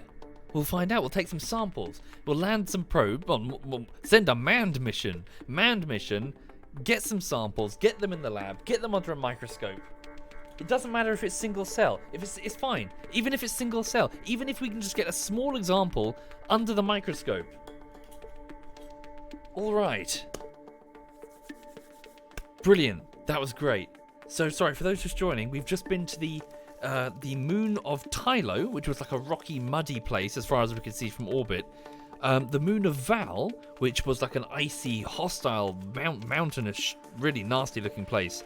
But then Lathe, it looks like a paradise. Okay. Shame we couldn't see Pol and Bop, though. Shame. But still, at least we have some data. We have some data on exactly what it would take to send a potential manned mission. Okay. Right. Looking at the time, it is oh my god, it's way later than I thought it was going to be. So it's almost midnight. It's about 11:30. So I'm going to bog off and go to bed. But thank you for watching. That was way more exciting than I thought it was going to be. Holy shit. Yeah. Cool. Cool. So yes, I'll be back tomorrow. Please note that I'm working. I've just started working on Rising Storm Vietnam Bullshittery Part 3. So I'm still taking the footage and nesting it, basically moving it into timelines that I can easily retrieve. I'll be doing that for the rest of the week. I don't have to, but I'd like to, just to sort things out and get the master project file really fleshed out, so I've got lots of clips to pick. And then I'll start assembling the bullshittery. So yeah, I'll do my best with it. Until then, have a lovely evening. Hope to see you again soon. 1 minute. Let me just see what my clanmates are doing. Sorry, let me just pause that.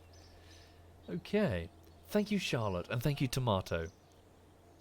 Okay, what are they doing? So 1 minute. So Digby is doing some not for broadcast. Joink is doing Valorant. Harry is doing Valorant. And Smeagol is doing some Rust. Okay. Additionally, no, they're the only ones on right now. In which case, let me hand you over to... Who haven't I hosted in a while? Haven't hosted Smeagol in a while, have I? Let me hand you over to Smeagol. So he's doing a bit of Rust. He's running around. What's he doing? I think he's gambling. He's doing gambling stuff in the what's it called? In the safe area. I'll leave you in his company. Thank you again, everyone. Have a lovely evening, and yeah, see you again soon.